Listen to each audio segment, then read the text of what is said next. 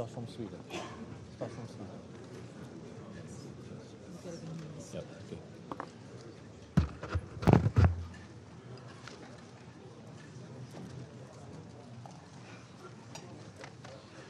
The 8,128th meeting of the Security Council is called to order. The provisional agenda for this meeting is the situation in the Middle East, including the Palestinian question. The agenda is adopted. In accordance with Rule 37 of the Council's Provisional Rules of Procedure, I invite the representatives of Israel and Jordan to participate in this meeting. It is so decided. I propose that the Council invite the permanent observer of the Observer State of Palestine to the United Nations to participate in the meeting in accordance with the Provisional Rules of Procedure and the previous practice in this regard. There being no objection, it is so decided. In accordance with Rule 39 of the Council's Provisional Rules of Procedure, I invite Mr. Nikolai Mladenov, Special Coordinator for the Middle East Peace Process and personal representative of the Secretary General, to participate in this meeting. It is so decided. Mr. Mladenov is joining today's meeting via video teleconference from Jerusalem. The Security Council will now begin its consideration of item 2 of the agenda. I now give the floor to Mr. Nikolai Mladenov. Thank you, Mr. President. Mr. President, members of the Security Council, Jerusalem is one of the most complex and perhaps captivating cities in the world. Of all the final status issues in the Israeli-Palestinian conflict, as identified in the Oslo Accords, refugees, settlements, security arrangements, borders, relations and cooperation with neighbors, and other issues of common interest, Jerusalem is the most emotionally charged and difficult subject. For the Jewish people, it is and it will always be the center of their faith and life. For centuries, they have looked to it as a symbol of hope for the future. It is also the center of life for Palestinians, and since the occupation of East Jerusalem in 1967, many have lived in fear of losing their livelihoods and their connection to the city. For both Israelis and Palestinians, Jerusalem is and will always remain an integral part of their national identity. For billions of people around the world, it also serves as a symbol and as a cornerstone of their Christian, Jewish or Muslim faith. That is why it remains one of the most sensitive places in the world. For decades, there has been a broad agreement among UN member states about the particular status of Jerusalem, including through Security Council resolutions 252 from 1968, 476 from 1980, and 478 from 1980 as well as General Assembly Resolution 181. The United Nations has repeatedly declared that any unilateral decision that seeks to alter the character and status of Jerusalem could seriously undermine current peace efforts and may have repercussions across the region. As stated by the Secretary General, the United Nations position is clear. Jerusalem is a final status issue for which a comprehensive, just and lasting solution must be achieved through negotiations between the parties and on the basis of the relevant UN resolutions and mutual agreements. Mr. President, on December 6th, US President Donald Trump announced that the United States recognizes Jerusalem as the capital of the State of Israel. In this recognition, he said that final status issues, including the boundaries of Israeli sovereignty, remain for the parties to determine. He made clear his commitment to advance peace between Israelis and Palestinians and called for the status quo in the holy places to be respected. The announcement also signaled the start of preparations to move the US Embassy from Tel Aviv to Jerusalem, while renewing a 6-month waiver for which the embassy remains in Tel Aviv. Without doubt, this decision has been widely welcomed in Israel. It has also caused much anger among Palestinians and anxiety across the Middle East and beyond. Palestinian President Abbas condemned the move and stressed that the United States has withdrawn from its role as a mediator in the process. He warned of the potential consequences for security and stability in the region and underlined the need for immediate work towards national reconciliation. Hamas described the proclamation of an attack as an attack against the Palestinian people and called on the PLO to withdraw its recognition of Israel. In Israel, Prime Minister Netanyahu thanked President Trump for the decision. He reaffirmed his commitment to maintaining the status quo at the holy sites, while President Rivlin said that Jerusalem is not an obstacle to peace. Mr. President, I'm particularly concerned about the potential risk of violent escalation. In anticipation of the US decision, Palestinian factions called for 3 days of rage to take place from 6th to 8th of December. Some called for December 8th to be the start of a new uprising or intifada. Since the decision, we have seen widespread demonstrations and violent clashes between Palestinian protesters and Israeli security forces throughout the occupied West Bank, including East Jerusalem and Gaza. According to OCHA, at least one Palestinian was killed and more than 140 have been injured. There have also been protests in Arab cities and villages within Israel, as well as cities around the region and beyond, from Lebanon and Jordan to Malaysia and Bangladesh. On December 7th, 6 rockets were reportedly fired from Gaza towards Israel. All but one landed short without causing damage or injury. The Israeli Defense Forces responded by shelling a Hamas military installation in the Strip and bombing another one from the air, causing damage but no injuries. Mr. President, we continue to follow developments on the ground very closely. We all understand and respect the symbolic, religious, and emotional charge that Jerusalem holds for people across the region and beyond. Nevertheless, I urge all political, religious, and community leaders to refrain from provocative action and rhetoric that can lead to escalation. And I call on all to exercise restraint and engage in dialogue. It is now more important than ever that we preserve the prospects for peace. It will be ordinary Israelis and Palestinians, their families, their children, who will ultimately have to live with the human costs and the suffering caused by further violence. It is they who will look to their leaders to find the strength and the will to achieve a just, a comprehensive peace that addresses all final status issues, that ends the occupation of Palestinian territory that started in 1967, and then brings security and stability to both Israelis and Palestinians. Mr. President, the United Nations remains strongly committed to supporting all efforts towards a negotiated two-state solution. This is the only way to achieve the legitimate national aspirations of both Israelis and Palestinians.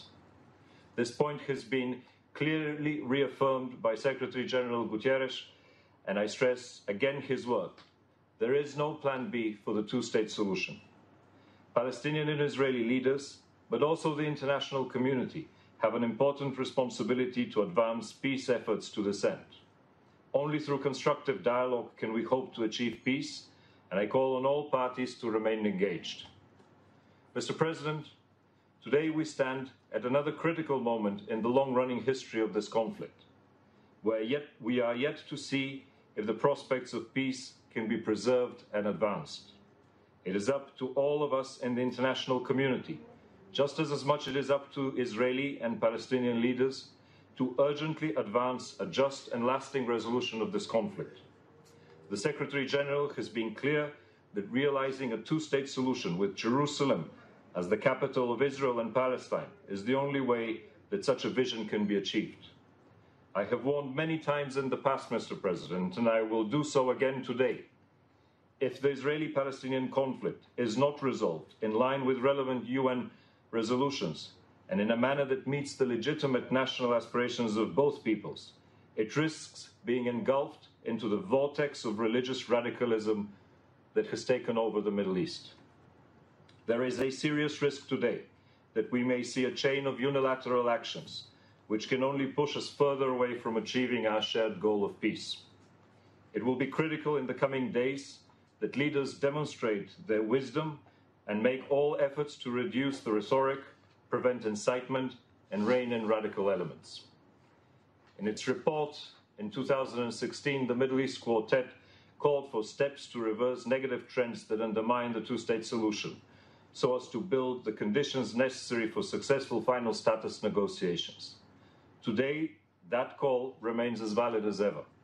I urge the international community to fulfill its historic responsibility to support the parties in achieving peace and a comprehensive agreement. The Secretary General and the United Nations are committed to supporting Palestinian and Israeli leaders to return to meaningful negotiations in order to achieve a lasting and just peace for both peoples. We remain deeply committed to working with the parties and with our international and regional partners to realize this objective. Thank you. I thank Mr. Mladenov for his briefing. I now give the floor to the members of the Security Council. I give the floor to the representative of Sweden.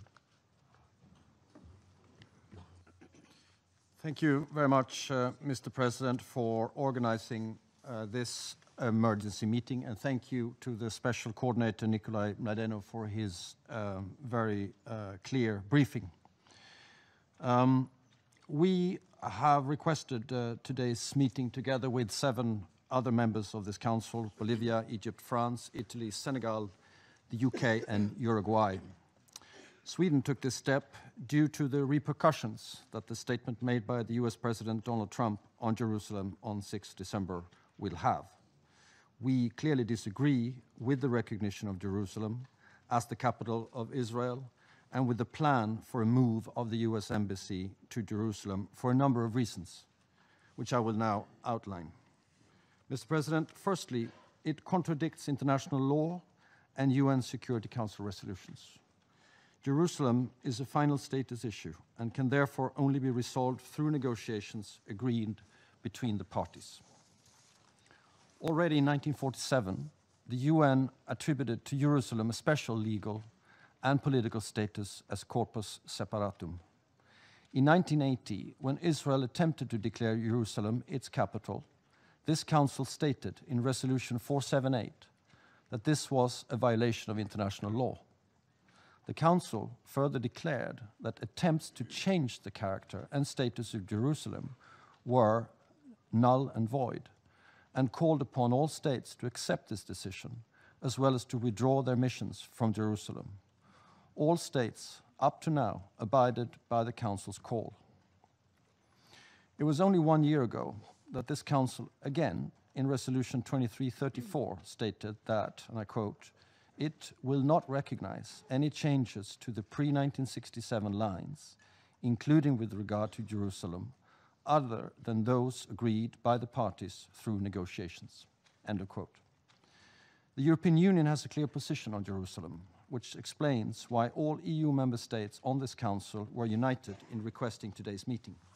We consider Jerusalem to be the future capital of 2 states. We have never recognized Israel's annexation of East Jerusalem, and we thus consider it part of occupied territory. And we believe that the future status, as I said, of Jerusalem can only be resolved through negotiations. The statement by the US President goes against the plea of many friends of the United States and Israel. However, it does not affect the position of Sweden, the European Union, or the wider international community, which is, up to now, the international consensus on the status of Jerusalem. Secondly, it is fueling tensions and increasing instability in an already volatile and turbulent region. The question of Jerusalem has an impact far beyond the region, and there are already strong reactions to this decision around the globe. Clashes have taken place, as we just heard, yesterday and today, already resulting in over 100 people injured. We call on all parties to maintain calm, show restraint, and refrain from violence. This conflict must not be turned into a religious one. Jerusalem is a holy city for the 3 Abrahamic religions. More than ever, we need respect, tolerance, and dialogue to prevail over division and antagonism. We should not forget the strong ties to Jerusalem of both Israelis and Palestinians, and that approximately 40% of the inhabitants of Jerusalem are Palestinians. Mr. President, thirdly, it risks, despite its stated intention to the contrary, prejudging the outcome of negotiations on final status issues, such as Jerusalem, and thus it threatens the peace prospect itself. As the Secretary General has repeatedly stated, there is no alternative to the two-state solution, and there is no plan B. Yet that vision is more threatened than ever. Sweden has a long-standing and firm commitment to the two-state solution. 70 years ago, we were one of 33 member states of the UN that voted in favor of Resolution 181, which paved the way for the establishment of the State of Israel. In 2014, Sweden decided to recognize the State of Palestine as a logical consequence of our support for the two-state solution. Mr. President, the United States has for decades played a key role in the quest for peace in the Middle East. We note the US administration's stated intention to bring an end to the Israeli-Palestinian conflict and to facilitate a peace agreement between Israelis and Palestinians. Now, words need to be followed by deeds and ideas by proposals. We encourage the United States to follow up its statement with action towards a two-state solution. Now is the time to move forward with a detailed peace plan that enables the State of Israel and the State of Palestine to live side by side in peace and security, with Jerusalem as the future capital of both states. This Council also has a responsibility, and all stakeholders must engage more than ever on a path to peace in the Middle East. I thank you very much. I thank the representative of Sweden for his statement. I give the floor to the representative of Egypt. Mr. President, the Security Council meets today in an emergency session upon the request of the majority of its members, who, along with a large number of countries and peoples from the world, were seriously concerned over an issue related to international peace and security. This is a dangerous precedent that needs reflection.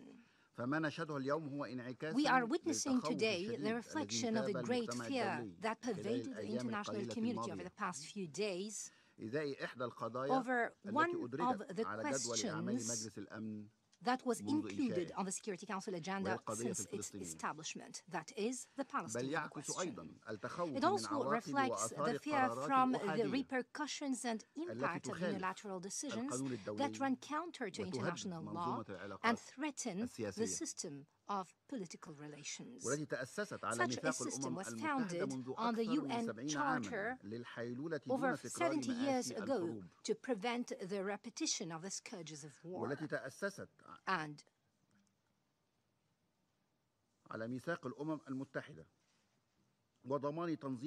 to ensure regulating relations among peoples in an era supposedly that takes into consideration the fundamental rights of peoples on equal basis. We are confronted with a test of such system, a test of the rule of law. Our effort will not be crowned with success unless we work together within the framework of international legitimacy. If we surrender and fail, the repercussions will be grave, whether on this question or other international ones for years to come. Mr. President, Al-Quds al-Sharif is a question that is rooted in history. Generations of followers of the three Abrahamic religions is closely linked to that city for hundreds of years. In modern times, and under the umbrella of the United Nations, the international community succeeded in putting legal parameters to address this issue since the organization decided to establish two states on the Palestinian territories pursuant to Resolution 181. Thus, the only rationale and only firm reality to address the question of Al-Quds al-Sharif within the framework of the Palestinian question is to follow such reality pursuant to the international قرارات هذا law المجلس والتي as رفضت prevalent بما لا in يدع the UN مجالا للشك resolutions and Security Council احتلال resolution. القدس الذي بدأ For they've all عام unequivocally 1967 rejected the occupation of Jerusalem, which started in 1967. وبما أننا اجتمعنا اليوم لتأكيد خطورة Since المساس we are meeting بالمحددات today القانونية to shed التي light تم on the التوصل danger of إليها على infringing مدار on such عشرات legal السنين parameters that were reached over فلعله dozens من of years, المناسب هنا it استذكار might أهم be قرارات appropriate مجلس today الأمن to الملزمة recall the most important binding القديم منها Security Council والحديث resolutions, بشأن the القدس. old ones and the modern ones 242 on نص على انسحاب Jerusalem. إسرائيل Resolution من الأراضي التي 242 احتلتها عام provided for the withdrawal of Israel 1967 from ومن the ضمنها القدس. territories occupied in 1967, including كما Jerusalem. رفض القرار Resolution 478 احتلال المدينة 478 بالقوة rejected the occupation of the city واعتبر ما by يسمى force and بالقانون considered الأساسي what is called the basic الذي فرضته law, which was إسرائيل imposed by انتهاكاً Israel, a للقانون violation الدولي of international law ولا يغير and من does الوضع not alter القانوني the legal للمدينة. status of the city. ولا يؤثر على It انطباق also اتفاقية has no جنيف impact on المعنية the بحماية applicability of المدنيين the في Geneva وقت الحرب على Convention القدس on الشريف. the protection of civilians during war in Al-Quds ومن المهم al-Sharif or أيضا Jerusalem. It's استذكار آخر also of قرارات vital مجلس الأمن importance to الصادرة recall the في هذا latest الشأن Security Council resolutions on والتي that لم matter. يتخطى عمرها العام Some of them were الواحد only 1 year old. وهو القرار We're referring here to Resolution 2334, الذي أكد عدم which اعتراف المجلس reaffirmed that the بأي Security Council تغيير does في not الخطوط الرابع recognize من يونيو any لعام alteration 1967 of the بما في 4th of June ذلك ما 1967 يتعلق بالقدس lines, الشريف including إلا من خلال Al-Quds التفاوض al-Sharif, بين unless الأطراف. it's a result of negotiations between the two parties. كذلك وكما طالب Moreover, القرار 478 Resolution بسحب جميع البعثات 478 الدبلوماسية من called for the مدينة withdrawal القدس of all diplomatic كون missions المجتمع from الدولي Jerusalem, لا since the يعترف international بها community does عاصمة not لإسرائيل. recognize it as the capital of جاء Israel. القرار Resolution 2334 2334 ليطالب بوضوح requested جميع clearly الدول all بالتفرقة في countries to تعاملاتها بين differentiate تعاملاتها بين between الأراضي الإسرائيلية وتلك الأراضي Israeli التي territories احتلت and عام the territories occupied in 1967 وهي الأراضي 1967, التي تتضمن including القدس. Jerusalem. السيد الرئيس Mr. تلك هي President, قرارات مجلس الأمن these are المتفقة في the محتواها منذ resolutions of the عشرات Security السنين وحتى Council الآن with concerted والتي لا تعد substance for بمثابة dozens of years والتي and تعد until this بمثابة very القانون day. الذي يحكم الوضع It is considered بالقدس. the law that governs the status تلك هي of قرارات مجلس Jerusalem. الأمن These الملزمة are the binding Security والتي Council تعهدت جميع resolutions الدول which all وفقا countries للميثاق have بتنفيذها pledged according to والالتزام the بها UN حفاظا Charter على to الأمن implement it والسلم and الدوليين. abide by it to maintain international peace and تلك هي security. قرارات مجلس These الأمن are التي the تمثل Security Council الحقيقة resolutions that والمنطق represent the الوحيد only فيما يتعلق reality and بالقدس logic الشريف. on Al-Quds al-Sharif. انطلاقا من ذلك Proceeding فإن from the جمهورية مصر above, العربية the Arab Republic تعرب of عن Egypt استنكارها denounces لقرار الولايات the المتحدة U.S. الأمريكية decision الاعتراف to بالقدس recognize كعاصمة لدولة Jerusalem إسرائيل as the capital of the ونقل state of سفارتها Israel and to move its embassy to Jerusalem. وتعلن رفضها We لأي also آثار declare our مترتبة rejection على to any ذلك. implications thereof. كما نؤكد على أن We'd اتخاذ also like مثل to هذه stress القرارات that such الأحادية unilateral يعد decisions مخالفا للشرعية is a الدولية violation of international وبالتالي legitimacy. فإنها قرارات غير ذات أثر It has no على الوضع impact القانوني on the legal لمدينة status القدس of the city كونها of مدينة Jerusalem واقعة since it is تحت a الاحتلال. city under occupation. ولا يجوز قانونا And it is not القيام بأي permissible أعمال من legally شأنها to تغيير take الوضع any القائم action that would في المدينة. alter the status quo in the city. كذلك وفي إطار ما شرحناه وما هو As معروف explained للقاضي والداني and as is well known to إزاء all الحساسية الشديدة concerning فيما the يتعلق highly بمسألة sensitive القدس. nature of فإننا نعرب the عن question قلقنا of البالغ Jerusalem, من we would like التداعيات to express our المحتملة لهذا serious القرار concern على from the استقرار potential المنطقة repercussions of such a decision لما on the ينطوي stability in عليه the من region, تأجيج مشاعر since it الشعوب will العربية ignite والإسلامية Muslim and نظرا Arab للمكانة peoples الروحية والثقافية due to the والتاريخية great spiritual, الكبيرة cultural, and لمدينة historical القدس standing الوجدانين of the city of العربي Jerusalem in والإسلامي. the Arab and Muslim فضلا عن hearts. تأثيراته السلبية للغاية There will على also be مستقبل وعملية grave السلام negative بين impact الجانبين of such a الفلسطيني decision on the peace والإسرائيلي. process between the والتي Palestinians and تأسست Israelis. مرجعياتها على اعتبار أن مدينة This القدس تعد process أحد was founded قضايا on الوضع the major النهائي references التي سيتحدد that مصيرها provides for the من fact that خلال the city المفاوضات of بين Jerusalem الأطراف is one of the المعنية. final status matters that will be determined through negotiations between the two parties. السيد الرئيس إن Mr. الدعوة للحفاظ على President, مرجعيات the call الشرعية to preserve the الدولية international والقانون legal terms الدولي of reference and ليست من قبيل international الطرف law is not a luxury, لا سيما في منطقة especially in a تموج region that is بالنزاعات struck by وعالم conflicts يتعرض and a world لتحديات subjected جمة to huge challenges. ولا يحتاج We're لمزيد in من no need for الفوضى further غير المبررة unjustified chaos.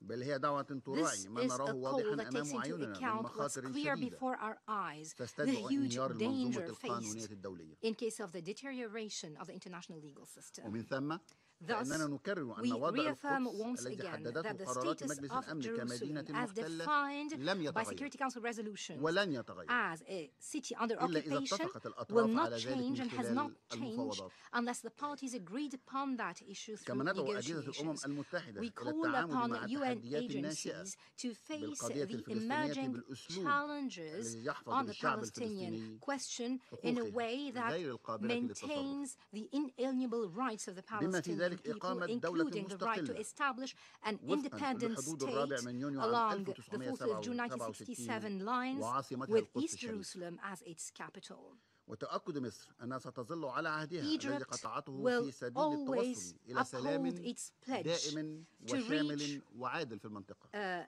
fair, سلام just and مبني durable على peace in the محددات region الشرعية based الدولية. on the وشكراً parameters سيادة الرئيس. of international legitimacy. Thank you, Mr. President. I thank the representative of Egypt for his statement.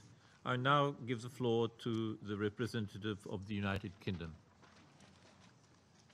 Thank you, Mr. President, both for giving me the floor and for scheduling this important meeting. Nikolai, thank you for your briefing, in particular for your unequivocal support for the two-state solution and for your warnings against unilateral measures that jeopardize the prospect of a sustainable peace for Israelis and Palestinians. From the outset, I would like to make clear that the United Kingdom's position on the status of Jerusalem is clear and long-standing. It should be determined through a negotiated settlement between the Israelis and the Palestinians, and Jerusalem should ultimately be the shared capital of the Israeli and Palestinian states. In line with relevant Security Council resolutions, including 242, 478, and 2334, we regard East Jerusalem as part of the occupied Palestinian territories. We therefore disagree with the US decision to move its embassy to Jerusalem and unilaterally to recognize Jerusalem as the capital of Israel before a final status agreement. These decisions are unhelpful to the prospects for peace in the region, an aim that I know all of us in this Council remain committed to. The British Embassy to Israel is based in Tel Aviv, and we have no plans to move it. Mr. President, we share President Trump's desire to bring an end to this conflict. We welcome his commitment to a two-state solution negotiated between the parties. We note his clear acknowledgement of the importance of the final status of Jerusalem, including the sovereign boundaries within the city, which must be subject to negotiations between the parties. We remain committed to an Israeli-Palestinian peace agreement that is based on 1967 borders, with agreed and equal land swaps, reflecting both parties' national and religious interests, and with Jerusalem as the shared capital of an Israeli and Palestinian state. This outcome must be determined through a final status agreement and a just, fair, agreed, and realistic settlement for refugees that is demographically compatible with the principle of two states for two peoples. Mr. President, we recognize that Jerusalem holds huge significance and holiness for Jews, Muslims, and Christians. We reiterate the fundamental necessity of maintaining the status quo at the holy sites, in particular the Temple Mount Haram al-Sharif, and we welcome President Trump's call on the parties to maintain that status quo. Access and religious rights of both peoples must be respected. We value Jordan's important role as custodian of the holy sites and remain fully supportive of their efforts to maintain calm. We are deeply concerned by continued developments on the ground that undermine the prospects for a two-state solution. As the Quartet has made clear, settlement construction and expansion, particularly in East Jerusalem, is a significant barrier to achieving that solution. Terrorism and incitement to violence constitute another crucial barrier. We will continue to press the parties to refrain from actions which make a viable peace more difficult to achieve. A just and lasting resolution to end the occupation and deliver peace for both Israelis and Palestinians is long overdue. Recent developments demonstrate the urgency of progress towards peace. Today, I reaffirm our strong support for renewed peace negotiations between the Israelis and Palestinians as soon as possible. These should be supported by the international community and should result in a safe and secure Israel living alongside a viable and sovereign Palestinian state. We welcome the UN Secretary-General's intent to do everything in his power to support the Israeli and Palestinian leaders to return to meaningful negotiations and to realize this vision of a lasting peace for both peoples. We strongly encourage the US administration to bring forward detailed proposals for an Israeli-Palestinian settlement. The UK will also do everything we can to support progress and achieve the vision of a lasting peace. To have the best chances of success, the peace process must be conducted in an atmosphere free from violence. We call on all parties to maintain calm and work together in a spirit of commitment to this common enterprise. On Jerusalem specifically, peace efforts need to take account of the people, not just the land and the holy sites. There are more than 320,000 Palestinians in East Jerusalem. The vast majority are permanent residents whose permits can be revoked at any point. If they move away from the city, Israel often does not allow them back. If they marry, they face obstacles in bringing their spouses. If they apply for Israeli citizenship, and most do not, a high proportion of applications are rejected. Their status must not be forgotten in any peace effort. Mr. President, if all parties can truly take bold steps in the spirit of compromise, I have no doubt that an agreement can finally be reached. This is the only way to ensure the long-term security that Israelis deserve and the statehood and end to the occupation that Palestinians are calling out for. This is what both peoples ought to have. It has been denied to them for too long.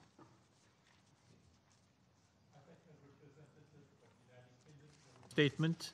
I now give the floor to the representative of France. Monsieur le Président, Mr. President, je tiens d'abord à at the remercier outset, le I would coordinateur like to spécial thank the pour special son coordinator intervention. for his statement. Le statut The de status Jérusalem of a fait l'objet de Jerusalem résolutions has been spécifiques subject du Conseil de of sécurité specific Security Council et concerne à ce resolutions, titre and in l'ensemble this de la regard, communauté it is of internationale. concern to the whole Comme of the l'a rappelé hier international le président de community, la République, as was recalled Monsieur Emmanuel yesterday Macron. by the President of France, C'est pourquoi, Mr. avec Emmanuel plusieurs de ses Macron. partenaires, For this la reason, France together a with a pris number of l'initiative de partners, demander cette France réunion adopted du an Conseil de initiative to sécurité. call this Security Council meeting. Comme l'a indiqué le président As was Macron, indicated by nous President regrettons Macron, we les regret décisions annoncées par le the président des decisions États-Unis announced mercredi by the dernier President of the United de States reconnaître on Wednesday unilatéralement to Jérusalem unilaterally comme la capitale recognize d'Israël Jerusalem et de as préparer the le capital transfert de l'ambassade of américaine Israel de and Tel to Aviv prepare for the à transfer of the Jérusalem. U.S. Embassy from Tel Aviv to Je voudrais Jerusalem. ici mettre en I would relief also trois like des to éléments qui underscore guident three la position de la elements France which guide et the qui ont position trait of respectivement France, au droit, which have to à do la with solution à deux law, États with the et au two-state risque d'escalade. solution, and with the risks of Premier élément, le escalation. droit. The first element has to do Les with décisions law. auxquelles je viens de The faire référence decisions ne to which modifient en I rien just referenced les paramètres by du règlement no du conflit means modify the israélo-palestinien parameters for the tels qu'ils settlement sont to the fixés par le droit to international. the Israeli-Palestinian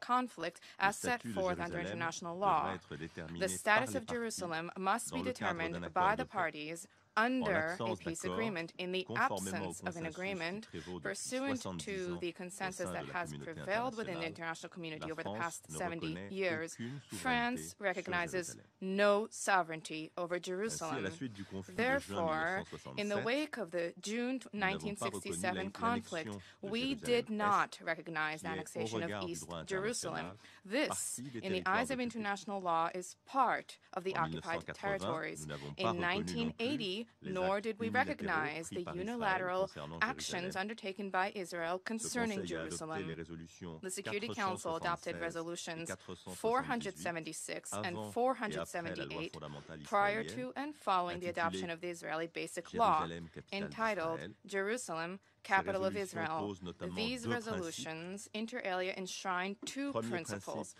The toute first mesure principle visant à is altérer that le statut de any Jérusalem, measure to ainsi alter que the les status of caractéristiques Jerusalem géographiques, and to démographiques alter et the historiques geographic, de la ville demographic, and est historic considérée comme nulle et characteristics sans of the effet city et doit is être deemed to abandonnée. be null and void and must be abandoned. Deuxième principe The posé second par ces principle résolutions, set forth in said tous les États resolutions membres des is Nations that Unies all qui ont United établi des Nations missions member states diplomatiques à who Jérusalem establish doivent les diplomatic retirer missions de la in ville.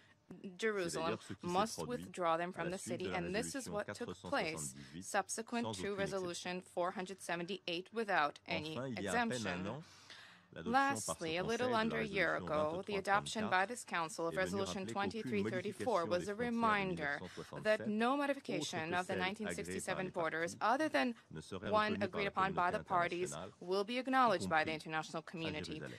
including in Jerusalem. Il revient désormais It aux is États-Unis henceforth incumbent upon the United States de l'annonce to faite le 6 specify décembre how par President le président Trump's Trump 6 December avec ce announcement socle juridique aligns commun with this sur common lequel legal sont bâtis tous les foundation efforts de upon paix. which all peace efforts are Et il nous based. appartient And plus it que is jamais incumbent de upon us réaffirmer more notre than ever attachement before collectif to au droit reaffirm our international, collective commitment notamment to aux résolutions international de ce law, Conseil, specifically sur une to question the essentielle, resolutions of celle this du statut de Council Jérusalem, on a critical déterminante question, pour toute that of the perspective de status paix. of Jerusalem, which is decisive Car for sans any accord prospects sur of Jérusalem, peace.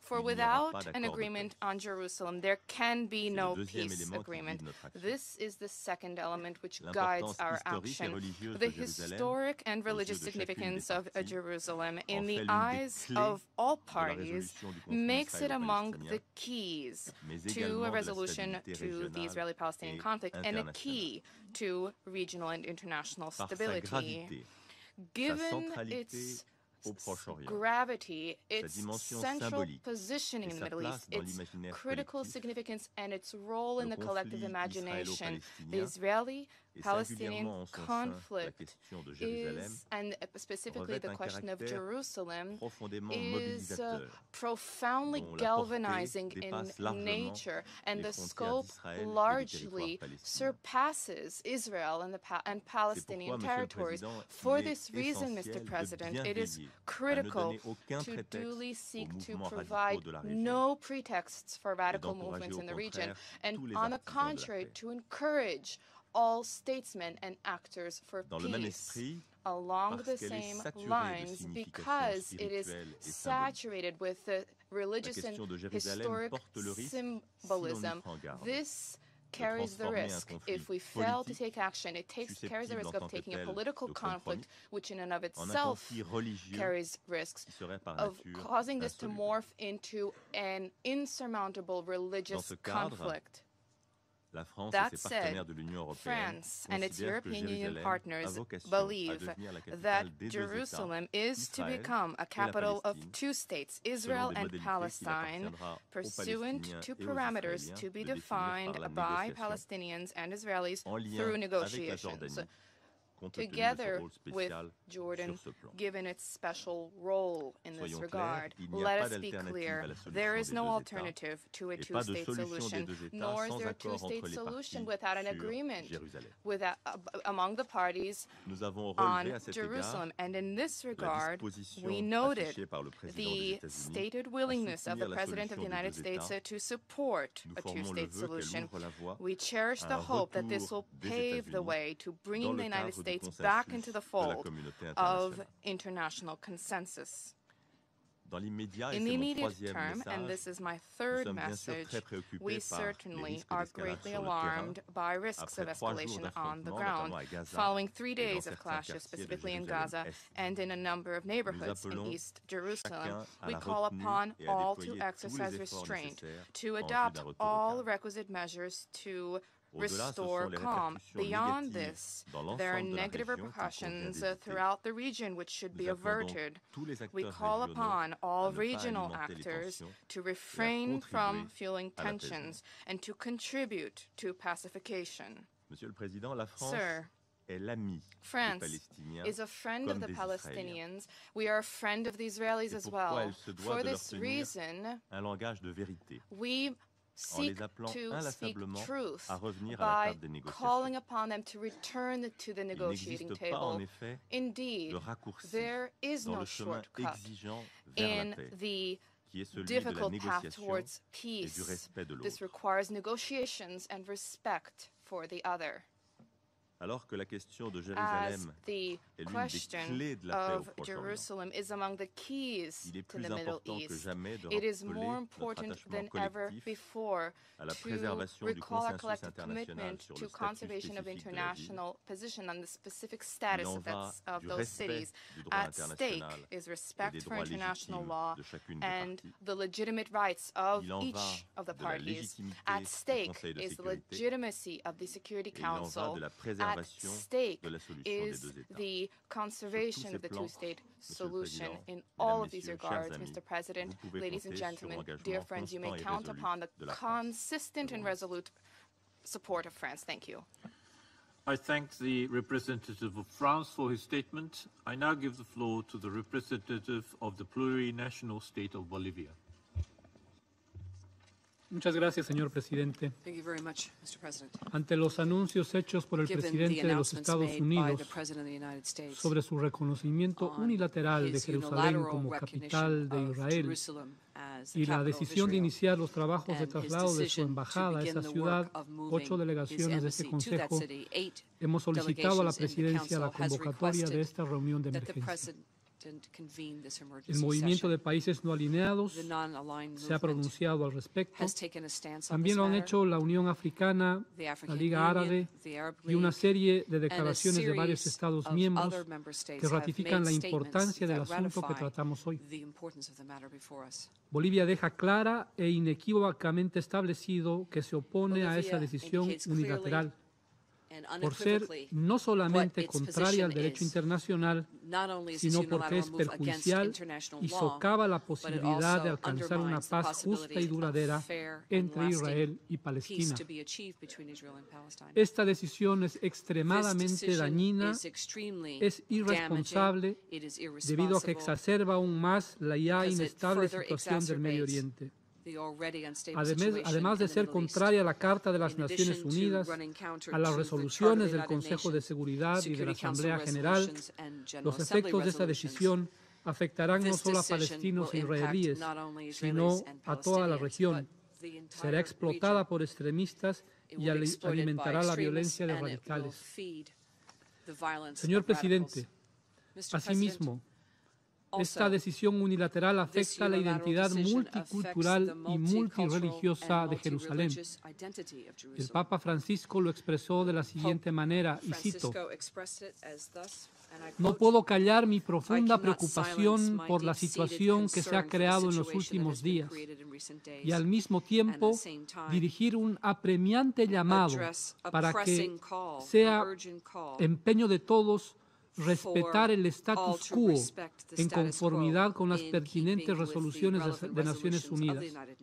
Jerusalén es una ciudad única, sagrada para los judíos, los cristianos y los musulmanes, que veneran en ella los lugares santos de sus religiones respectivas y tienen una vocación especial para la paz".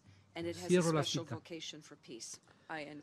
Señor presidente, expresamos nuestro firme compromiso con todos los esfuerzos internacionales que conduzcan a una solución pacífica del conflicto israelo-palestino. En ese sentido, nos sumamos, por supuesto, a las iniciativas como la hoja de ruta del cuarteto, los principios de Madrid, la iniciativa árabe de paz y otras que se constituyen en garantías para una paz justa y duradera con el fin de que ambos pueblos puedan vivir dentro de fronteras reconocidas y seguras. Bolivia está convencida de que la única alternativa para la solución de este conflicto es la solución de los dos estados, con un Estado palestino libre, soberano e independiente, con las fronteras internacionales anteriores a 1967, con Jerusalén Oriental como su capital, de conformidad con las resoluciones pertinentes del Consejo de Seguridad y de la Asamblea General. Señor presidente, es necesario recordar que si bien existen dos partes en este conflicto, estas no están en igualdad de condiciones. Una de esas partes, Israel, es la potencia ocupante. La otra, Palestina, es un pueblo ocupado. Existe una desigualdad histórica e inocultable. Una de las partes ha utilizado y utiliza la fuerza para ocupar el territorio de otra. Una de las partes ha construido un muro que, según la opinión consultiva de la Corte Internacional de Justicia, se constituye en una violación del derecho internacional. Una de las partes es la que construye asentamientos ilegales en el territorio de la otra. Una de las partes desplaza por la fuerza a civiles, confisca tierras, demuele viviendas y traslada a colonos a los asentamientos construidos ilegalmente. Una de las partes bloquea a Gaza, con consecuencias humanitarias terribles, restringiendo el acceso a servicios básicos. Una de las partes ha provocado que exista en este momento 5 millones de refugiados palestinos. Una de las partes se apropia de los recursos hídricos y de tierras agrícolas de la otra. Una de las partes ha desatado una brutal campaña militar en contra del pueblo palestino. Una de las partes comete graves violaciones de los derechos humanos y habría cometido presuntos crímenes de guerra. Una de las partes provoca el desplazamiento forzoso de civiles palestinos. Una de las partes, señor presidente, viola sus obligaciones internacionales y viola sistemáticamente las resoluciones de la Asamblea General y de este Consejo de Seguridad. Señor presidente, este es el resultado de la ocupación militar más prolongada del mundo moderno. En los últimos años y meses, la colonización se ha incrementado exponencialmente. Se ha institucionalizado un sistema económico, político, jurídico y social discriminatorio. Esa situación nos aleja de la solución de los dos estados. Señor presidente, nos preguntamos, ¿cómo es que esta situación se da en pleno siglo XXI? ¿Cómo es admisible que no se implementen la serie de resoluciones de este Consejo, no solamente sobre Jerusalén, sino sobre el conflicto en general? Debemos reconocer que los llamados al diálogo y negociaciones son insuficientes. El Consejo de Seguridad tiene la responsabilidad de tomar medidas y decisiones. De lo contrario, el Consejo de Seguridad también se convertirá en territorio ocupado. Y esta Cámara deberá sumarse a la larga lista de asentamientos de la potencia ocupante. Habremos demostrado nuestra irrelevancia en este asunto. Bolivia exige el fin de la ocupación, el fin de las políticas violatorias del derecho internacional y las prácticas colonizadoras en Jerusalén y en todo el territorio palestino. Muchas gracias. I thank the representative of the plurinational state of Bolivia. I give the floor to the representative of Uruguay. Gracias, señor presidente. Agradezco al coordinador especial para el proceso de paz en Medio Oriente, el señor Nikolai Mládinov, por su muy precisa intervención. La relevancia política, histórica y religiosa de Jerusalén para Israel y para Palestina, pero también para los creyentes cristianos, judíos y musulmanes en todo el mundo, ha sido el motivo por el cual se le asignase un estatuto especial.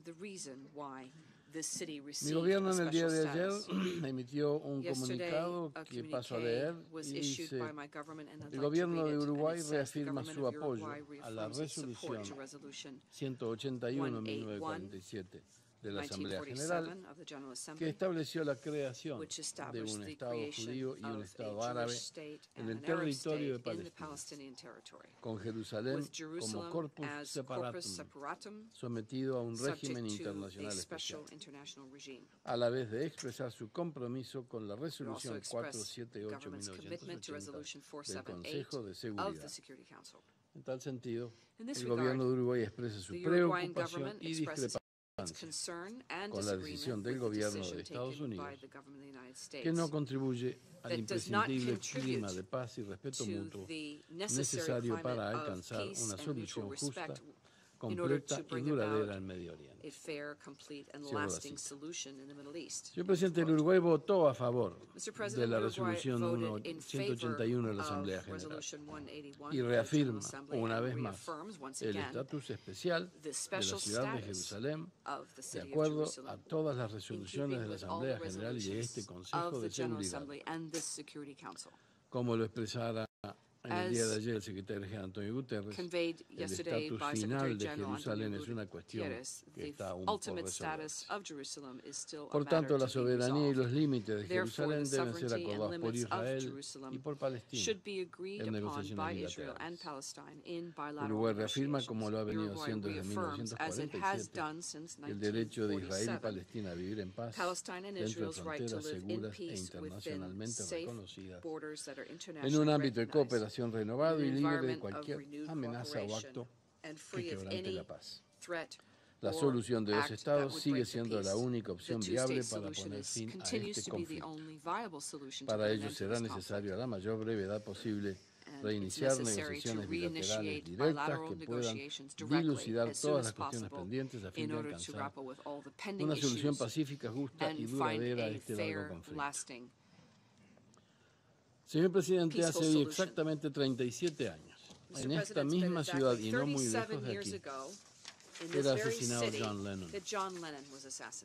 Una de sus más famosas canciones, Lennon, pacifista declarado, imaginaba un mundo en el que la humanidad pudiera vivir en paz, compartiendo todo el planeta sin razones por las cuales matar o morir. Señor presidente, Lennon era un soñador, pero no era el único. Y ojalá que algún día su sueño se convierta en realidad. Gracias, señor presidente. Thank you, sir. Representative of Uruguay for his statement. I now give the floor to the representative of Italy. Thank you, Mr. President. And I'd like, first of all, to thank Mr. Mladenov for his briefing. I also would like to welcome the continued personal engagement of the Secretary on this issue. Mr. President, following the recent declaration on Jerusalem by the President of the United States, Italy joined other 7 members of the Security Council in requesting this meeting. Italy's position on Jerusalem remains unchanged. It continues to be consistent with that expressed by the European Union and with the international consensus based on the relevant United Nations resolutions. We believe that the status of Jerusalem as the future capital of 2 states needs to be negotiated between Israel and Palestine within the framework of a peace process that will eventually lead to the establishment of 2 states, living side by side in peace and security, taking into account the legitimate concerns and aspirations of both parties.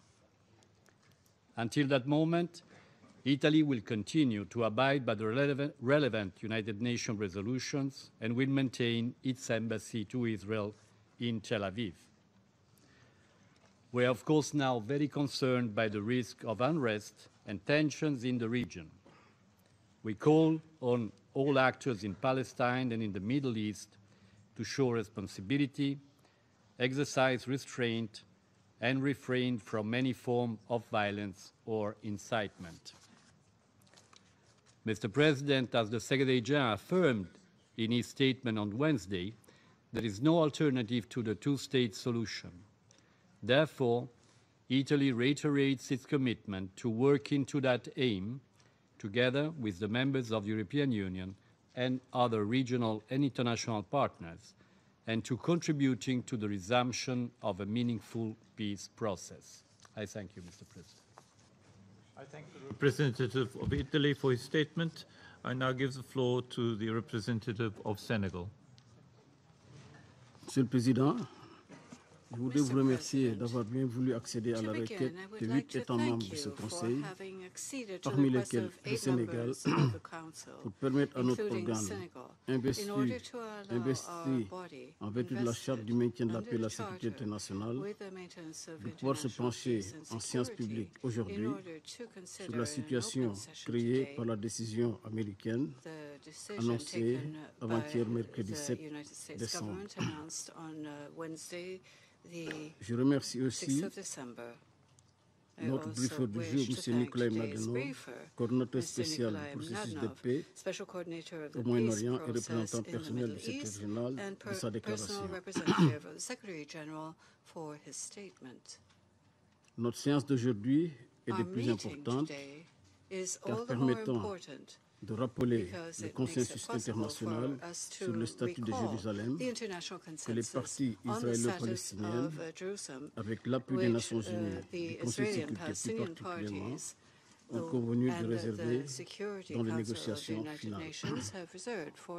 Point n'est besoin de revenir sur l'importance particulière de la ville de Jérusalem pour les deux parties, ni sur la symbolique que cette cité sainte représente pour les trois religions monothéistes abrahamiques, donc pour le monde entier. Voilà pourquoi le Sénégal, en sa qualité de président du Comité des Nations Unies pour l'exercice des droits inaliénables du peuple palestinien, en appel au respect strict du statu quo concernant Jérusalem, conformément aux paramètres internationalement établis, notamment par les résolutions fondatrices de l'Assemblée générale 181, mais aussi les résolutions du Conseil de sécurité 476, 478 et 2334. La question de Jérusalem relève du statut final.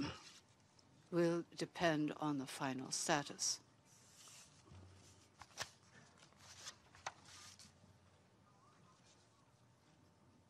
Nous devons tous œuvrer à y ramener un climat de paix, ayant à l'esprit la violence de juillet dernier au lieu saint qui avait hélas entraîné des victimes palestiniennes, israéliennes comme jordaniennes.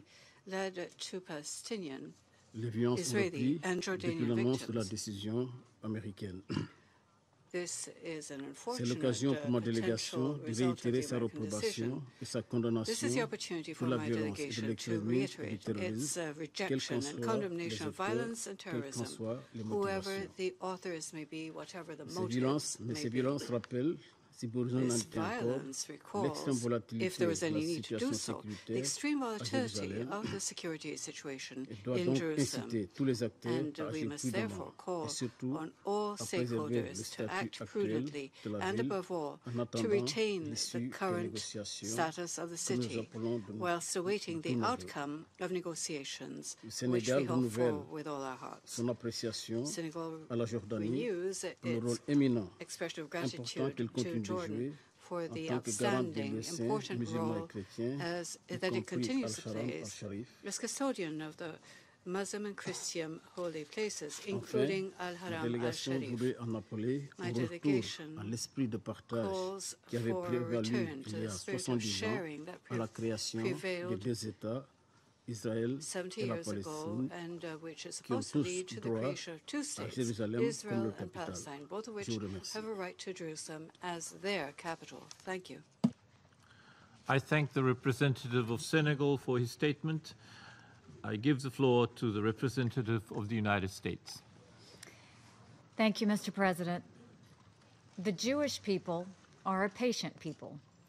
Throughout 3,000 years of civilization, foreign conquest, exile, and return, Jerusalem has remained their spiritual home. For nearly 70 years, the city of Jerusalem has been the capital of the State of Israel, despite many attempts by others to deny that reality. The American people are less patient. In 1948, the United States was the first nation to recognize the independent State of Israel. In 1995, the U.S. Congress declared that Jerusalem should be recognized as the capital of Israel and that the U.S. Embassy should be located in Jerusalem. Presidents Clinton, Bush, and Obama all agreed with that position, but they did not act. They delayed in the hopes that a peace process would produce results that never came. For 22 years, the American people have overwhelmingly supported that position, and they have waited and waited. This week, President Trump finally made the decision to no longer deny the will of the American people. It's important to be clear about exactly what the president's decision does. The president has announced that the United States recognizes the obvious, that Jerusalem is the capital of Israel. He has also instructed the State Department to begin the process of relocating the U.S. Embassy from Tel Aviv to Jerusalem. That is what the president has done, and this is what he has not done. The United States has not taken a position on boundaries or borders. The specific dimensions of sovereignty over Jerusalem are still to be decided by the Israelis and the Palestinians in negotiations. The United States has not advocated changing any of the arrangements at the Temple Mount Harim al-Sharif. The president specifically called for maintaining the status quo at the holy sites. Finally, and critically, the United States is not predetermining final status issues. We remain committed to achieving a lasting peace agreement. We support a two-state solution if agreed to by the parties. Those are the facts of what was said and done this week. Now there are a few more points that are central to the discussion of this issue. Israel, like all nations, has the right to determine its capital city. Jerusalem is the home of Israel's parliament, president, prime minister, Supreme Court, and many of its ministries. It is simple common sense that foreign embassies be located there. In virtually every country in the world, U.S. embassies are located in the host country's capital city. Israel should be no different. The United States took this step in full knowledge that it will raise questions and concerns. Our actions are intended to help advance the cause of peace. We must recognize that peace is advanced, not set back, when all parties are honest with each other. Our actions reflected an honest assessment of reality. I understand the concern members have in calling this session. Change is hard, but we should never doubt what the truth can do. We should never doubt that when we face the truth, believe in the human spirit, and encourage each other, that peace can happen. To those who have good faith concerns about the future of peace between the Israelis and the Palestinians, let me again assure you that the President and this administration remain committed to the peace process. To those who do not act in good faith, to any person, leader, country, or terrorist group that uses this week's decision as a pretext for violence, you are only showing yourselves to be unfit partners of peace. Finally, I will not let this moment pass without a comment about the United Nations itself. Over many years, the United Nations has outrageously been of the world's foremost centers of hostility towards Israel. The UN has done much more damage to the prospects for Middle East peace than to advance them. We will not be a party to that.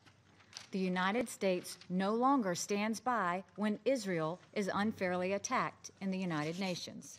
And the United States will not be lectured to by countries that lack any credibility when it comes to treating both Israelis and Palestinians fairly. It is no coincidence that the historic peace agreements between Egypt and Israel and between Jordan and Israel were both signed on the White House lawn. If and when there's a historic peace agreement between Israelis and Palestinians, there's a good likelihood that it too will be signed on the White House lawn. Why is that? It's because the United States has credibility with both sides. Israel will never be, and should never be, bullied into an agreement by the United Nations or by any collection of countries that have proven their disregard for Israel's security. To my Palestinian brothers and sisters, I can tell you with complete confidence that the United States is deeply committed to achieving a peace agreement between the Israelis and the Palestinians. We have demonstrated that commitment over many years and with the investment of large quantities of financial resources and diplomatic energy. Sadly, peace between the two sides has not been achieved, but we will not give up. Our hand remains extended to you. We are more committed to the cause of Israeli-Palestinian peace today than we've ever been before, and we believe we might be closer to that goal than ever before. Both Israelis and Palestinians have very real stories to tell, painful stories of challenges, distrust, and destruction. But this conflict is not just about the past. It must not be about all of those painful stories. It must be about future generations. Palestinian and Israeli children both deserve a future of peace, one no more and no less than the other. When those children are grown, they should look back and look to this time when the parties genuinely negotiated for their sake. These Palestinian and Israeli children deserve to have hope of a brighter and more peaceful future. Our wish and prayer is that this is the time both sides stop thinking about present needs and start thinking about future generations. I urge all countries in the Security Council and in the Middle East to temper their statements and their actions in the days ahead. Peace remains achievable. We must all do our parts to achieve it. Thank you. I thank the representative of the United States for her statement. I give the floor to the representative of China. Mr. President, I would like to thank you for convening this open meeting. And I thank Special Coordinator Mladenov for his briefing. The question of Palestine is the core of the Middle East issue and is fundamental to the achievement of peace in the Middle East. China is highly concerned at the recent developments regarding the status of Jerusalem. A series of Security Council resolutions, including Resolution 2334, all contain provisions regarding the status of Jerusalem. Any action of unilaterally changing the current status of Jerusalem will buffet the long-existing foundation for the settlement of the question of Palestine and will trigger new confrontations and conflicts in the region. We urge the parties concerned to bear in mind the overall interest of peace and tranquility as well as the peace process in the Middle East and avoid any action that might exacerbate tension or complicate the situation. China has always firmly supported and promoted the peace process in the Middle East. We support the just cause of the Palestinian people of restoring their legitimate national rights. And we support the establishment of a fully sovereign, independent state of Palestine based on the 1967 borders with East Jerusalem as its capital. This position of China will not change. The two-state solution is the right way for the political settlement of the question of Palestine. As a permanent member of the Security Council and a responsible state, China will continue to play a constructive role for the political settlement of the question of Palestine. Chinese President Xi Jinping has put forward 4 proposals for the promotion of the settlement of the question of Palestine.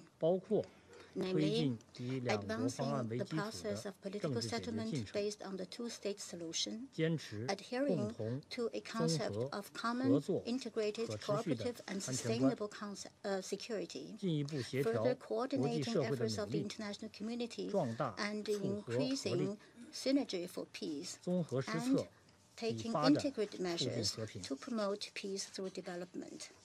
This year, China received visits by the President of Palestine, Mr. Abbas, and the Prime Minister of Israel, Mr. Netanyahu, and has engaged with both sides.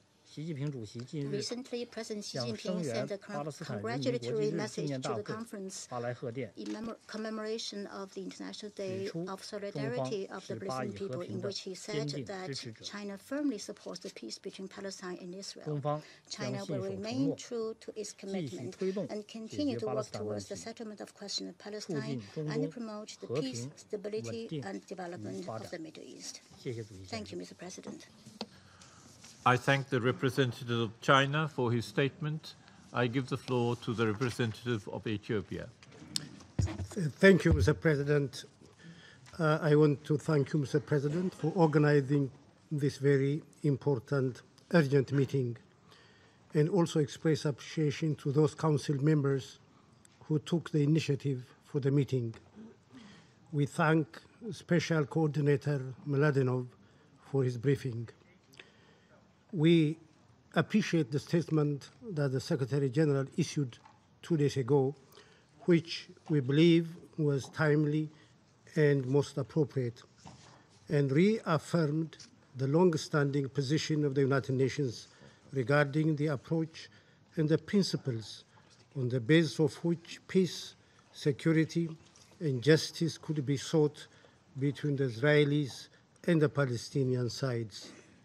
The chairperson of the African Union Commission has also spoken on our behalf when he reiterated the African Union position and called for renewed efforts to find a just and lasting solution to the Israeli-Palestinian conflict, stressing the solidarity of the African Union with the Palestinian people and its support to their legitimate quest for an independent and sovereign state with East Jerusalem as its capital. We are indeed very concerned by this latest development surrounding Jerusalem because unilateral measures concerning a place with so much historical, religious, and therefore emotional significance is bound to cause incalculable damage and undermine the hope for peace.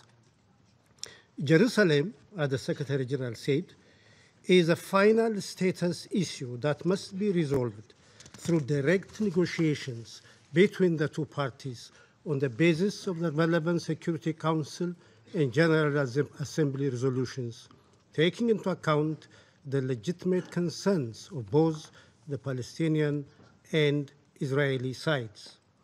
It seems to us there is only one viable, realistic, fair, and sustainable option for resolving the Israeli-Palestinian conflict, and that is the two-state formula, which entails two states living side by side in peace and security.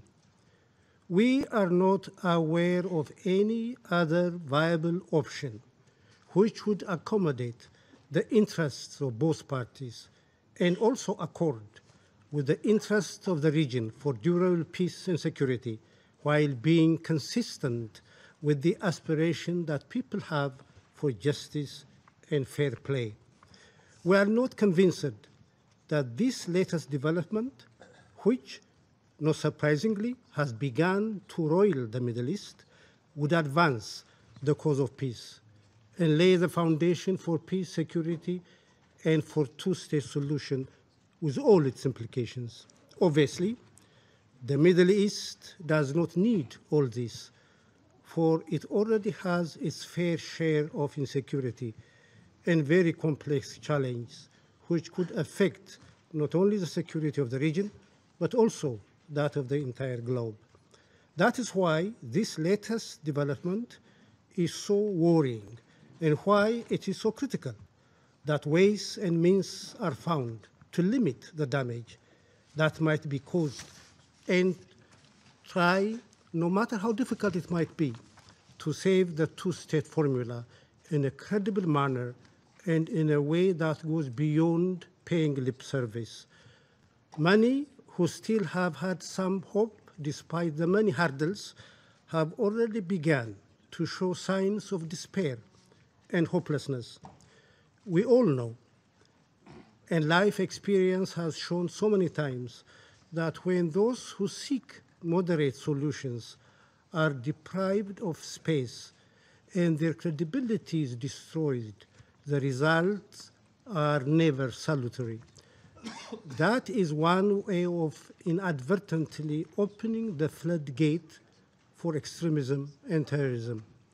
That is to say, the implications of this latest development is so huge.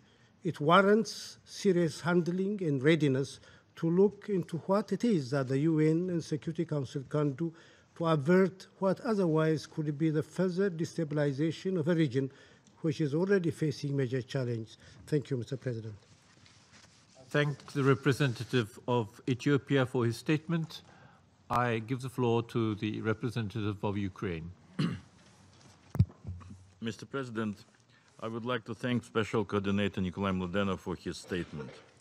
Ukraine is convinced that the issue of Jerusalem is a final status issue that needs to be resolved through negotiations only and in a strict compliance with the relevant Security Council resolutions. We hold it that the UN, through the Office of Special Coordinator Mladenov, as well as the Quartet, need to redouble their efforts in order to resume the negotiations and to reach progress in the Middle East peace process. I thank you. I thank the representative of Ukraine for his statement. I give the floor to the representative of Kazakhstan. Mr. President, we express our appreciation to Nikolai Mladenov for his briefing, and to the delegations of Bolivia, Egypt, Italy, Senegal, Sweden, the UK, and Uruguay for requesting the session about the status of Jerusalem. This session is important that it demonstrates once again that there is a unity among member states of the Security Council, that peace in the Middle East is important, and it is a warning that any unilateral action to change the status quo, or even the declaration about it, cause a great concern. Kazakhstan's position on the Middle East peace process remains unchanged. Maintain the historical status quo in accordance with the previously reached international agreements. We firmly support the two-state solution and stand for the early resumption, especially in the bilateral format and without preconditions. The ultimate goal should be the restoration and promotion of peace process in accordance with relevant Security Council resolutions, the Madrid principles, the land in exchange for peace formula, and the roadmap of peace and Arab peace initiative. We stress once again that there is no alternative to the two-state solution. We call on both sides to refrain from provocative actions and rhetoric and take appropriate steps to resume direct negotiations as soon as possible and comply with obligations in the spirit of mutual respect and understanding, calm and compromise, and in accordance with the previous Security Council resolutions. Peace should be based on the inalienable right of the Palestinians to statehood and the right of Israel to its own durable long-term security. It is necessary to begin negotiations on each existing problem with a view to reach agreement on pending issues and giving them a so-called final status. Only such an approach would lead to the adoption of a basic treaty. Kazakhstan is strongly against any modification of the existing status quo around the future of Jerusalem that can aggravate an already difficult situation and threatens to result in serious consequences to the entire region and to the world. I thank you.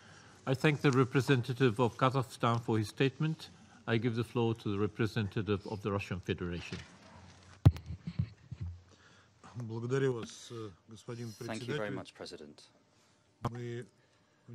President, we have listened carefully to the views of the UN Special Coordinator on the Middle East, Mr. Mladenov, on the statement by Washington on the recognition of Jerusalem as the capital of Israel. Washington's decision on Jerusalem was greeted with criticism by the Palestinian side and by the Arab Muslim world. The President of Palestine, President Abbas, emphasized that it crosses out all of the efforts of the international community on the Middle East settlement.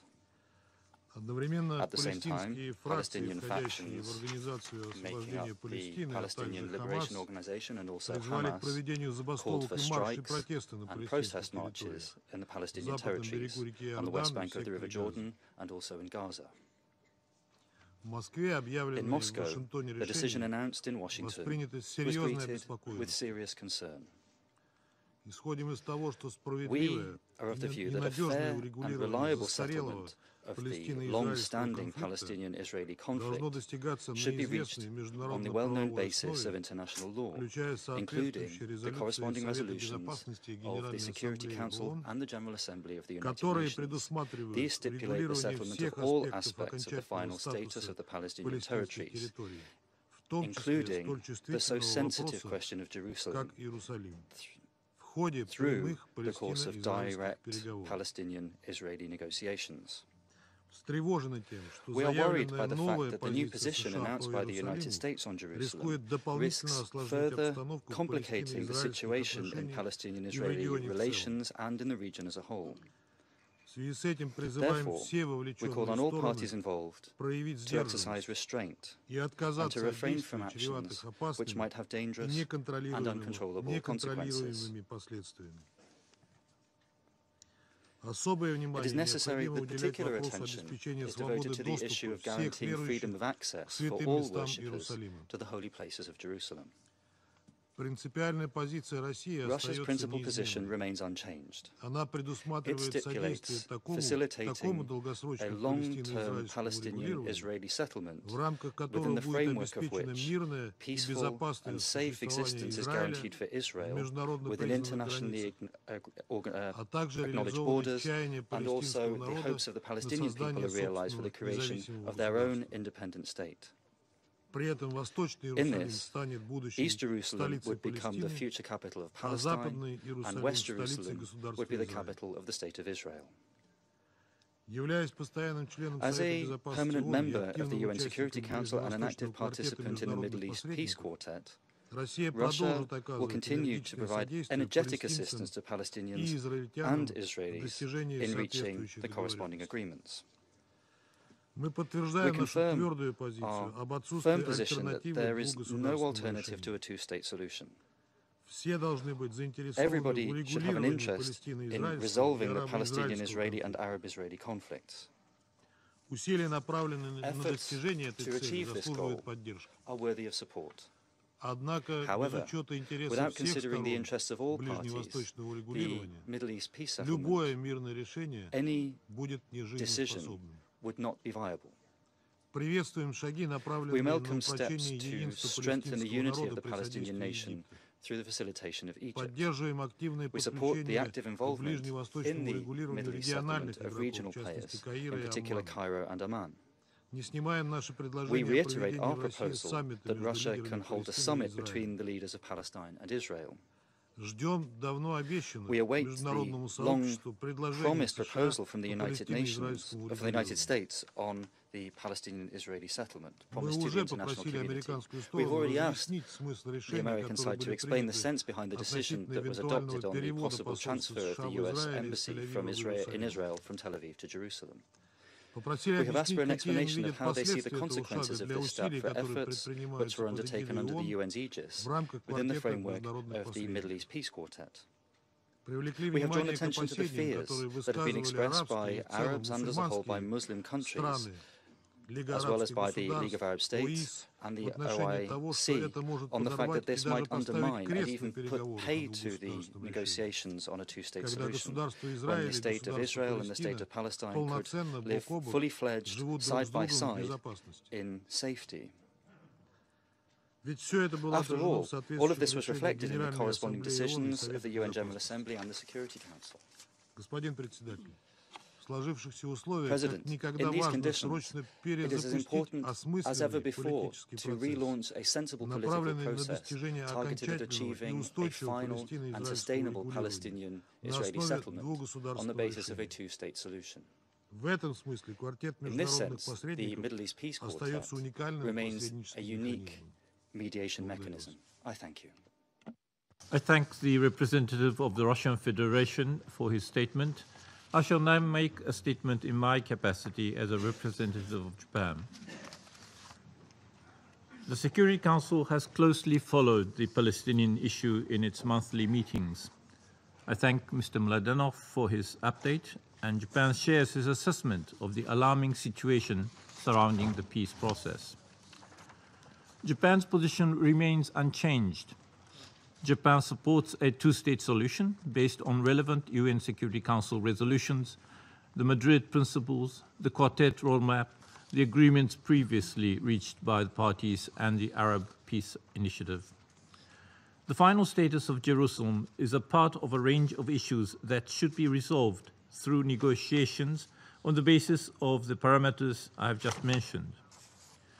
President Trump reaffirmed his strong commitment to facilitating a lasting peace agreement and his support for a two-state solution in his announcement 2 days ago. Japan appreciates this strong commitment and support.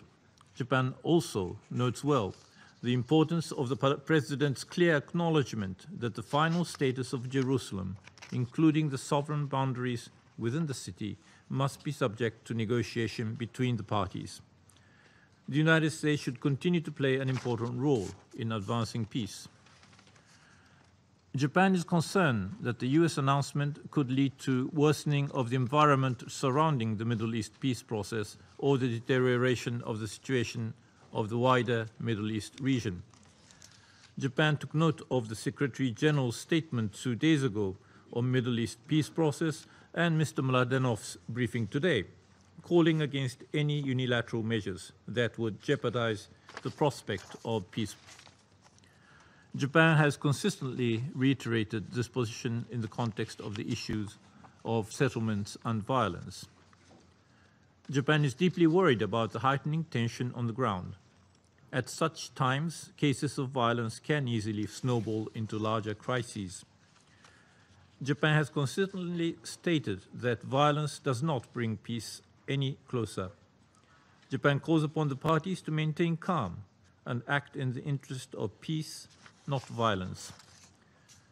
Against this backdrop, efforts to create an environment conducive to peace are all the more important.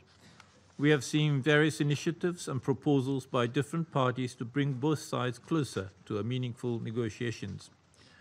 Their implementation is key, and Japan calls upon both Israelis and Palestinians to sincerely engage in these initiatives and take the opportunities for peace. Japan, for its part, will support efforts to bring peace in the Middle East by facilitating confidence building and economic development of Palestine. We are committed to working with our partners in the international community to uphold a two-state solution under which Israel and the future independent Palestinian state live side by side in peace, prosperity, and security. I resume my function as President of the Council. I now give the floor to the permanent observer of the Observer State of Palestine. Mr. President, I thank Japan in its capacity as Security Council President for its leadership and in convening of this emergency meeting. I also express our gratitude to the 8 members of the Council, Egypt, Bolivia, France, Italy, Senegal, Sweden, the United Kingdom, and Uruguay that requested this meeting as a matter of urgency following recent alarming developments regarding Jerusalem. We also thank Special Representative and Special Coordinator Nikolai Mladenov for his briefing to the Council and thank the Secretary General for his statement in this regard. Mr. President, before I deliver the rest of my statement in English, let me say the following words in Arabic. From this podium, I would like to commend our great Palestinian people who defend Jerusalem today in its neighborhoods, streets, and places of worship. I would like to commend those at the gate of Amud and in all the villages.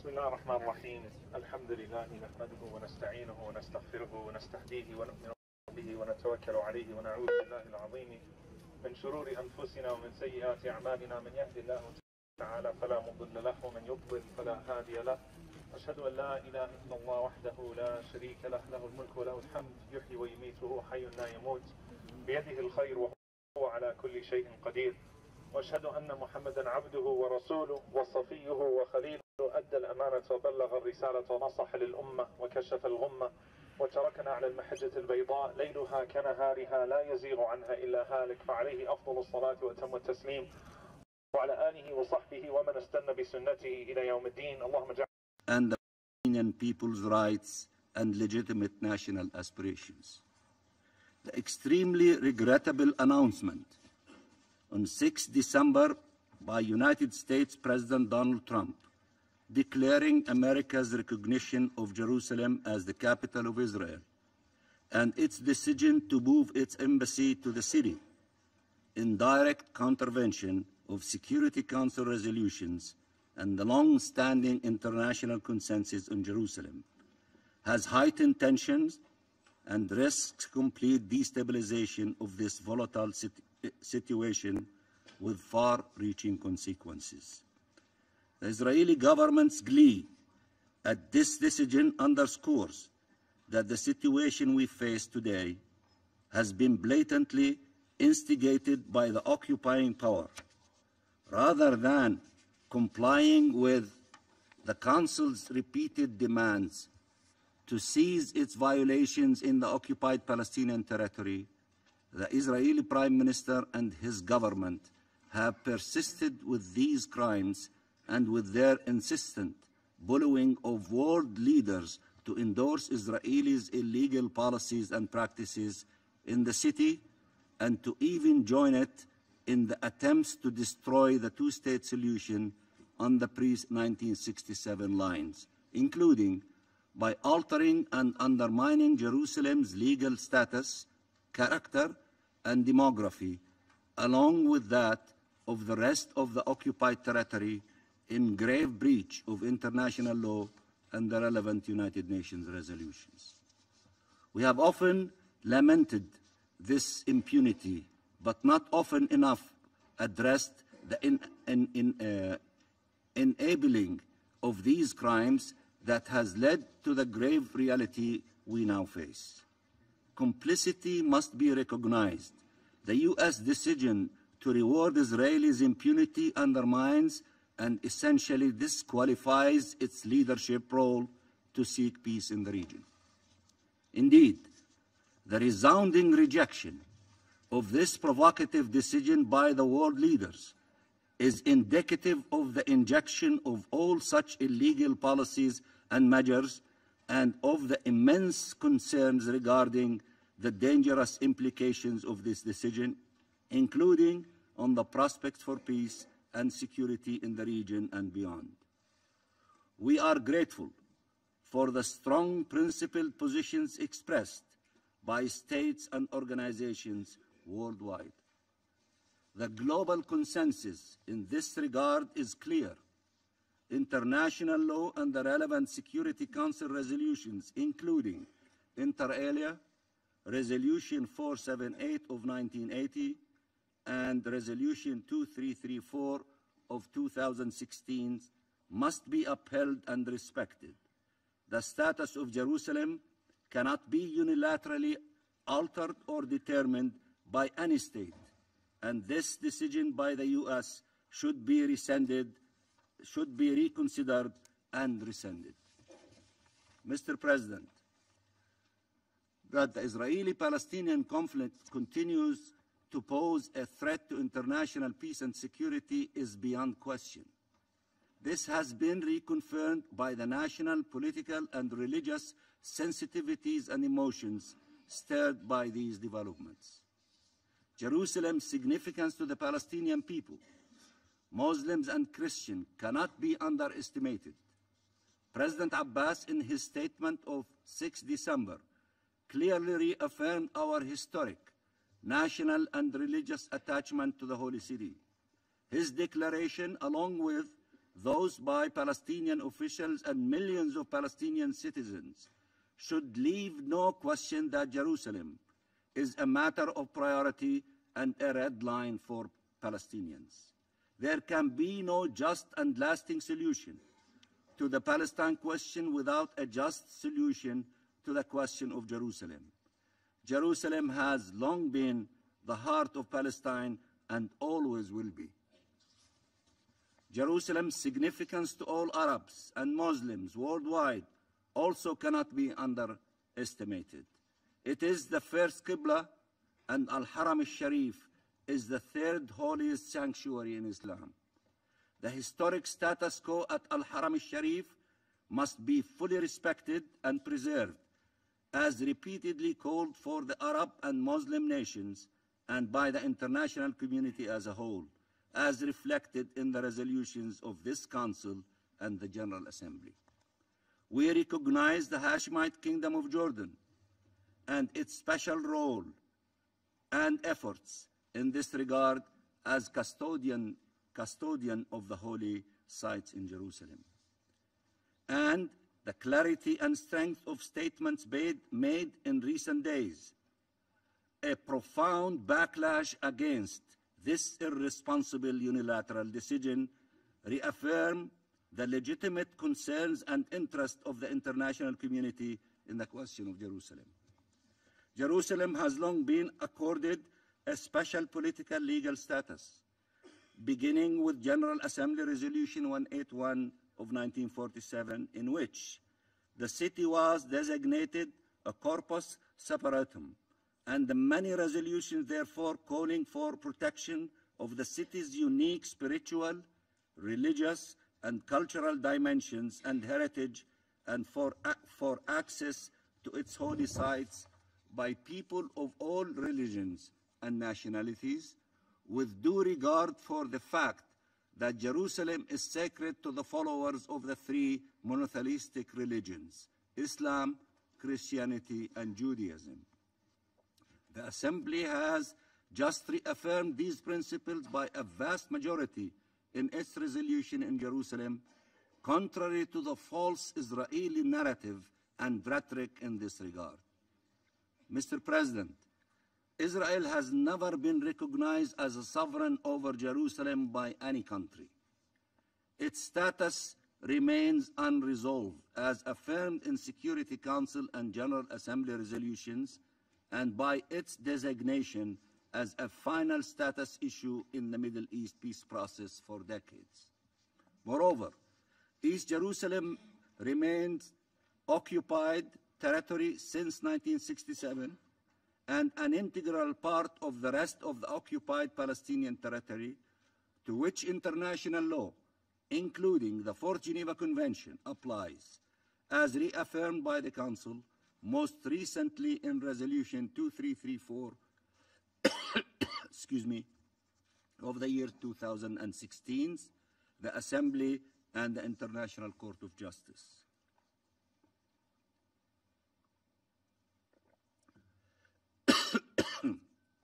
We recall the Council's resolutions in Jerusalem, including, inter alia, Resolutions 476 of 1980 and 478 of 1980, and the clear determination that, and I quote, all legislative and demonstrative measures and actions taken by Israel, the occupying power which purport to alter the character and status of the holy city of Jerusalem have no legal validity and constitute a flagrant violation of the Fourth Geneva Convention and are null and void and must be rescinded forthwith. These are the words of these resolutions. Resolution 478 rejected Israelis' attempts to forcibly annex East Jerusalem, deeming the enactment by the occupying power of its basic law as a violation of international law and demanding that it be rescinded. The Council further specifically called on all member states to accept its decision not to recognize the basic law and any other such actions seeking to alter the character and status of Jerusalem, and directly called on, and I quote, those states that have established diplomatic missions at Jerusalem to withdraw such missions from the holy city, end of quotation. In Resolution 2334, the Council unequivocally affirmed that, and I quote, it will not recognize any changes to the 4th of June 1967 lines, including with regard to Jerusalem, other than those agreed by the parties through negotiations, end of quotation. The U.S. decision cannot change these facts. I repeat, the U.S. decision cannot change these facts. Actions contrary to the Security Council resolutions do not have any legal effect and cannot change the applicability of international law to this situation, including the prohibition on the acquisition of territory by force. The occupied territory of the State of Palestine, encompassing the West Bank, including East Jerusalem and the Gaza Strip, is an established legal and political fact. No policy announcement can change that reality, nor can it negate the rights of the Palestinian people as per international law and the relevant UN resolutions. Mr. President, the Security Council must reaffirm its clear position on Jerusalem's status and affirm its rejection of all violations by whomever and whenever. Security Council resolutions remain fully valid and must be implemented. These resolutions are the key to peace. The very negative messages sent by this reckless action to our people, that our conviction in international law and the international system, our patience and perseverance, our endless pursuit of peace and good faith cooperation with all peace initiatives, no less our historic, painful compromise for peace based on the two-state solution, have all been to no avail, and that those who play by the rules will lose, while those who trample the law will win. Must be redressed. The Council must act to restore the Palestinian people's belief in international law as the most viable path, the realization of our rights and freedom, to restore our belief that peace is impossible, and to ensure that not another generation will suffer this grave injustice.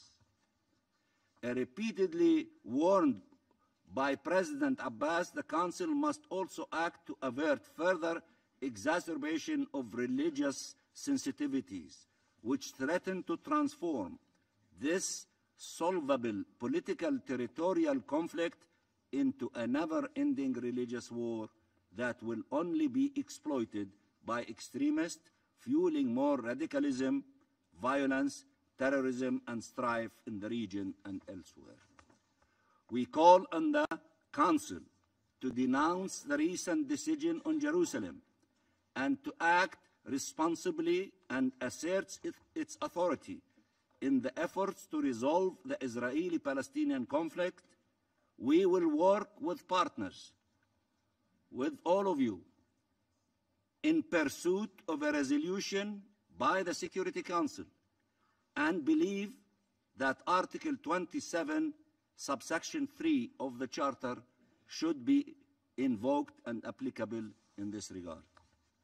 We call again on the United States to rescind this decision and rectify this serious matter in conformity with the relevant resolutions and in a manner that will salvage the prospects for a peaceful solution and ensure, sooner than later, a future of peace, security, prosperity, and dignity for both the Palestinian and Israeli peoples. In line with the relevant resolutions, we call on all states not to recognize the unlawful situation resulting from Israelis' illegal measures, not to recognize such unilateral decisions, and to act accordingly in all of their policies and actions, including vis-à-vis Israelis' illegal settlement colonization of our land.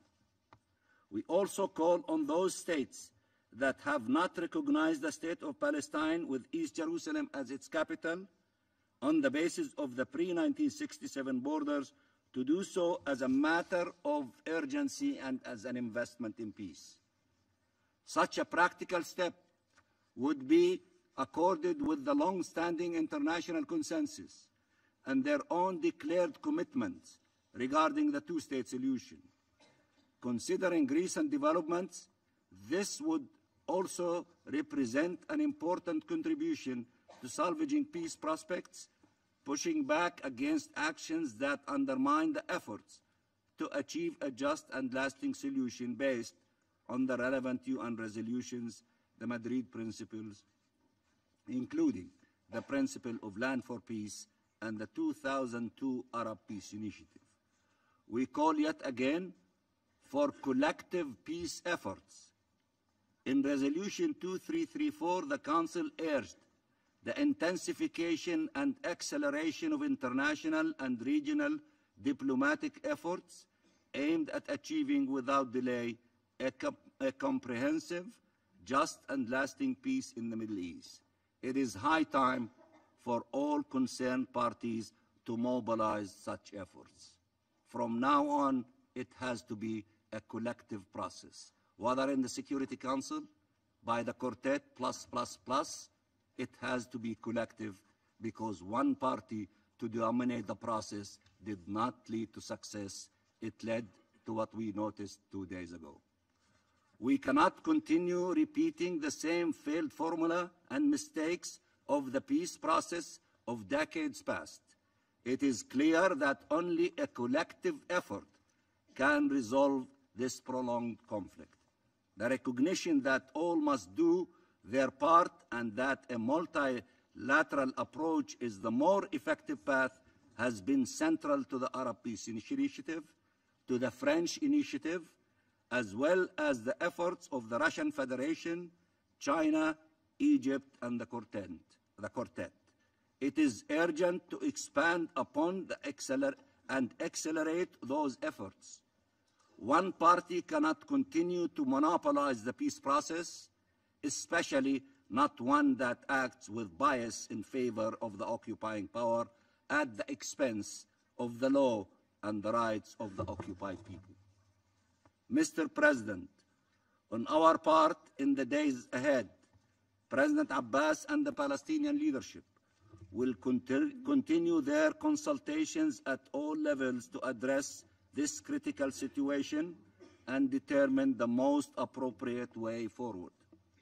This will include emergency meetings of the PLO Central Council to affirm a unified Palestinian national position, as well as the upcoming Arab Ministerial meeting in Jordan and the OIC summit in Turkey on Wednesday.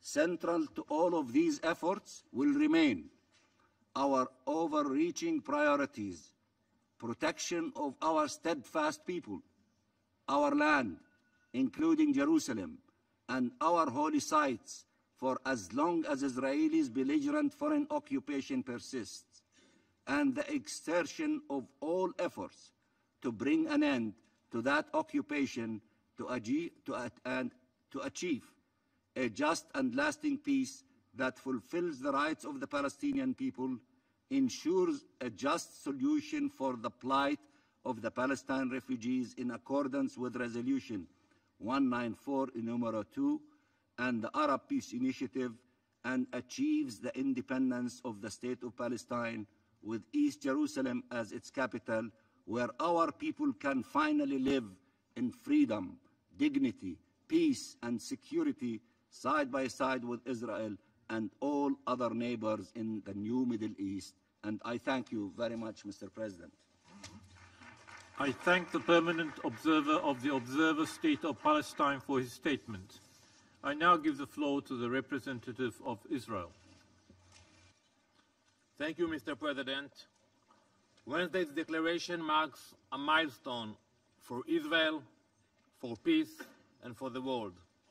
The United States had the courage and true understanding of justice to officially state what has always been known, that Jerusalem has and always will be the capital of Israel, and the embassy of the United States belongs in Israel's capital. For that, I thank President Trump, Vice President Pence, Ambassador Haley, and the American people. The Jewish people are an ancient nation. 3,000 years ago, King David declared the city of Jerusalem the capital of the Jewish people. Jerusalem, Zion in Hebrew, appears in the Bible 660 times. It is the centerpiece of our vibrant Jewish history. 3 times a day, Jews face toward Jerusalem to pray. At every birth, at every wedding, we remember Jerusalem. I have here a replica of an ancient coin found on the Temple Mount in Jerusalem. It is dated from the year 67 AD, during the time of the Second Jewish Temple. The words Yerushalayim Akdosha, Jerusalem the Holy, are written on this coin. Only 3 years later, in the year 70 AD, would our Holy Temple be destroyed and the Jewish people sent into exile for 2,000 years. Nearly 70 years ago, this week, shortly after Israel declared independence, Prime Minister David Ben-Gurion made a timeless affirmation. He said, and I quote, "Jerusalem is an inseparable part of Israel and their eternal capital. No United Nations vote can alter that historic fact." It was an important message, one that the world too often seems to forget. Last year, in this very same room, we were here, all of us, almost all of us. The Security Council passed the shameful resolution 2334. This council had the audacity, the chutzpah, to say that Israel's presence at the Western Wall in Jerusalem has, and I quote, "no legal validity and constitutes a flagrant violation under international law." Then, in May 2017, UNESCO, the organization responsible for preserving cultural heritage, passed a resolution declaring that Israel has no legal or historical rights anywhere in Jerusalem. It was one historical wrong after another. That is why President Trump's decision was so important. The United States had the courage and the sound moral judgment to right these historic wrongs. They recognized Jerusalem as the capital of the State of Israel. Middle Eastern capitals are not known for tolerance. They are not known for freedom of religion, but not in Israel. Jerusalem, under a sovereign Israel, is more free and more open to people of all religions than at any other time in history. In Jerusalem, all people practice their religions freely. These values are enshrined in our Declaration of Independence, the founding document of our state. We pledged, and I quote, to safeguard the holy places of all religions.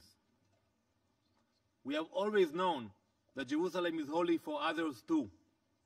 From the moment of our founding, we pledged to create a state that would honor that holiness, a democracy that would respect and value the traditions of all people. That has never changed. That will never change. Not this past week, not tomorrow, not ever. The announcement on Wednesday revealed a sad truth about some people around the world, the people who threaten to ignite a wave of violence against Israel and Jews everywhere. The people who may claim they want peace, but whose actions speak louder than their words. That is why today, every member of this council must send a clear message. There is never an excuse for violence. Violence must never be used as a threat. Mr. President, we have heard these threats before. In 1948, when Israel was declared, U.S. President Harry Truman was warned not to recognize us. People said such recognition would spark terrible violence. But President Truman stood strong, just as President Trump did this week. They made the right decision. The Palestinians now have a decision to make. They can choose violence, as they have always done, and as we speak, we receive reports about rockets flying from Gaza into Israel, or they can choose to join us at the negotiating table. They can meet us to talk in Ramallah, in Jerusalem, or anywhere around the world. I sincerely hope they make the right decision. The American announcement should serve as a reality check for the Palestinians and for the nations of the world. They can see this moment for what it is, an opportunity to initiate hope. They can realize what has always been true, that recognizing Jerusalem as Israel's capital is a critical and necessary step for peace. They can learn that there will never be peace without Jerusalem as the capital of the State of Israel.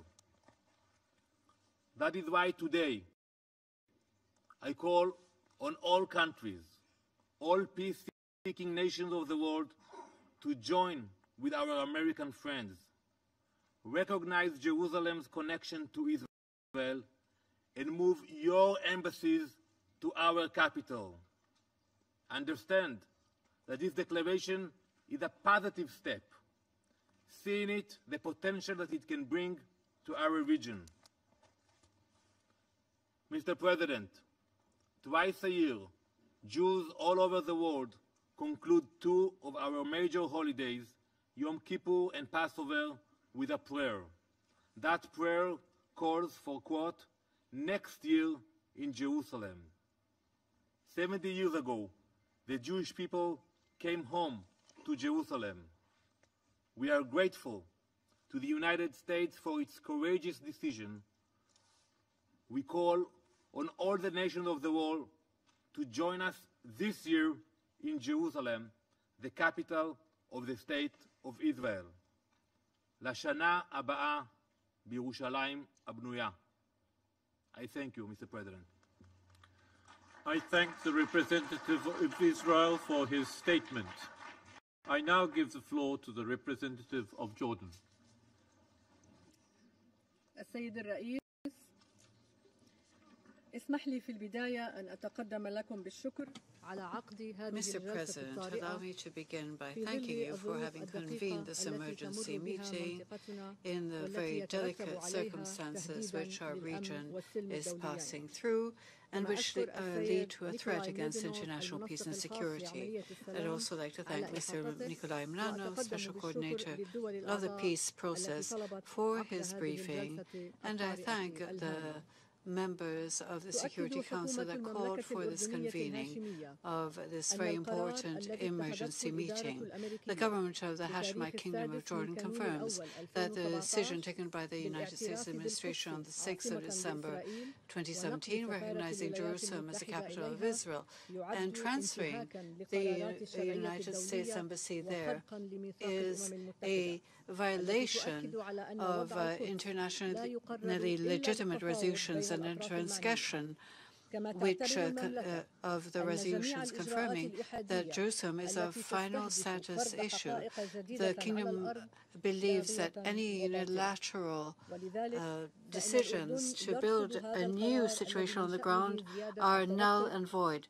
This is وتكليف why الاحتلال Jordan rejects الإسرائيلي this للأراضي decision, كما which will أنه exacerbate يستبق نتائج tensions, مفاوضات الوضع consolidate النهائي ويؤجل الغضب the Israeli position, ويستفز and مشاعر can المسلمين even والمسيحيين jeopardize على the امتداد final العالمين status outcome, العربي as well as والإسلامي. inflaming emotions and ونؤكد على أن الاحتلال هو أساس confronting التوتر في people المنطقة of different religions وأن against لا each أمن other. ولا استقرار فيها دون حل We believe يمسك that this is الشعب the main cause of الفلسطيني tension in the ويلبي حقوقهم region, and there will be المشروعة no في security or الحرية stability والدولة without a الفلسطينية settlement, المستقلة bringing justice to the وعاصمتها القدس Palestinian people الشرقية. and satisfying their كما legitimate يؤكد demands الأردن for an ضرورة independent تكثيف state with التشاور East Jerusalem من as their أجل capital. إيجاد أفق Jordan سياسي also confirms the يحول importance دون and the تجذر need اليأس to intensify وتفجر العنف consultations والتطرف to في find a المنطقة political وما حولها. ونؤكد حساسية horizon القدس which will عربياً uproot وإسلامياً the despair and وخطورة أي خطوات aggression in the استفزازية region. حولها. كما نؤكد Jerusalem should أن be قضية considered القدس هي من from the قضايا viewpoint الوضع of all النهائي three التي يجب أن religions. يتم We وضعها confirm في once again that the إطار issue of حل Jerusalem شامل is للصراع a final الفلسطيني status issue يضمن that قيام is to الدولة be settled الفلسطينية through a المستقلة comprehensive على خطوط settlement الرابع of the حيران Palestinian-Israeli conflict, 1967 guaranteeing the existence of an وعاصمتها القدس independent الشرقية سبيلاً Palestinian وحيداً state لتحقيق with الأمن the borders of والاستقرار 4 والسلام June ووفق قرارات الشرعية 1967. This is the only way of ومبادرة achieving السلام security, العربية. stability, and peace السيد الرئيس، in accordance with إن الاعتراف internationally الأمريكي legitimate بالقدس عاصمة resolutions. لإسرائيل Mr. يعد President, باطلاً قانوناً.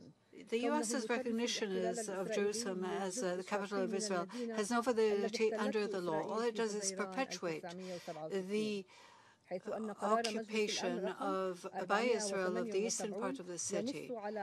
The relevant Security Council resolutions stipulate the non-recognition of Israeli occupation of Jerusalem, and it calls on member states that established embassies in Jerusalem to close them. And any modification by Israel of the legal nature and status of Jerusalem are null and void, as confirmed by the various Security Council resolutions, especially the resolutions 476 and 418. We should stress here that the recognition of any status of Jerusalem as the capital of Israel can have no legal effect. Changing is the status of Jerusalem as occupied land, as determined by the General Assembly of the United Nations, the Security Council, and the advisory decision of the ICJ on the separation wall. It also confirms the illegality of the settlements and calls for the halt to any unilateral Israeli measures creating a new reality on the ground. We stress here the need for the United States to play their essential role as a neutral mediator to settle the conflict on the basis of the two-state solution, which is agreed upon by the entire world as the only way of settling this conflict and reaching a lasting peace. We confirm that the Hashemite Kingdom of Jordan will take all possible measures, together with the international community, in order to help achieve this settlement and realize the legitimate rights of our brotherly Palestinian people. Together with the Palestinian National Authority, we called for an emergency meeting with the League of Arab States at the ministerial level in Cairo tomorrow to condemn the U.S. decision and agree on a common mechanism to lighten the negative effects and contain the potential consequences. Jordan has also called for a holding of a meeting of the foreign ministers of the Organization of Islamic Cooperation in Istanbul. This will precede the summit for which Turkey called. This will be held next Wednesday in Istanbul rather than Sunday in Amman. His Majesty King Abdullah ibn al-Hussein and the guardian of the holy states in Al-Quds al-Sharif, or Jerusalem, under his leadership, we will continue our intensive diplomatic efforts on the regional level and continue to call on our brothers in the Palestinian Authority to push forward towards the putting to an end of the occupation and the creation of a Palestinian state and the protection of Jerusalem and its holy places for all religions as a priority, side by side or with Jordan. Thank you. There are no more names inscribed in the list of speakers. The meeting is adjourned.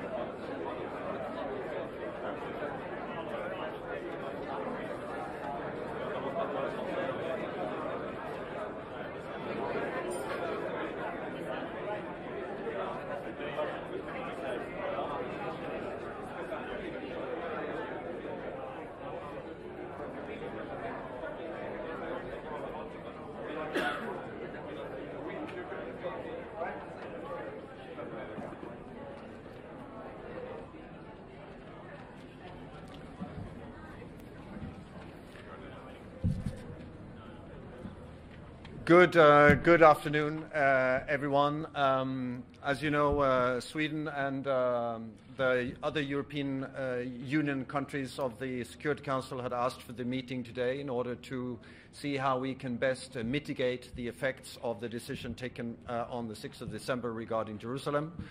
As you know, the EU countries on the Council don't always speak with one voice. We speak with four voices, but always basically saying the same thing. So that's the setup today as well, and I just leave the floor to, I think, to François first. Okay. Yeah. Un grand merci, mon cher Olof. I will say a few words in French. C'est comme ça que nous nous sommes répartis.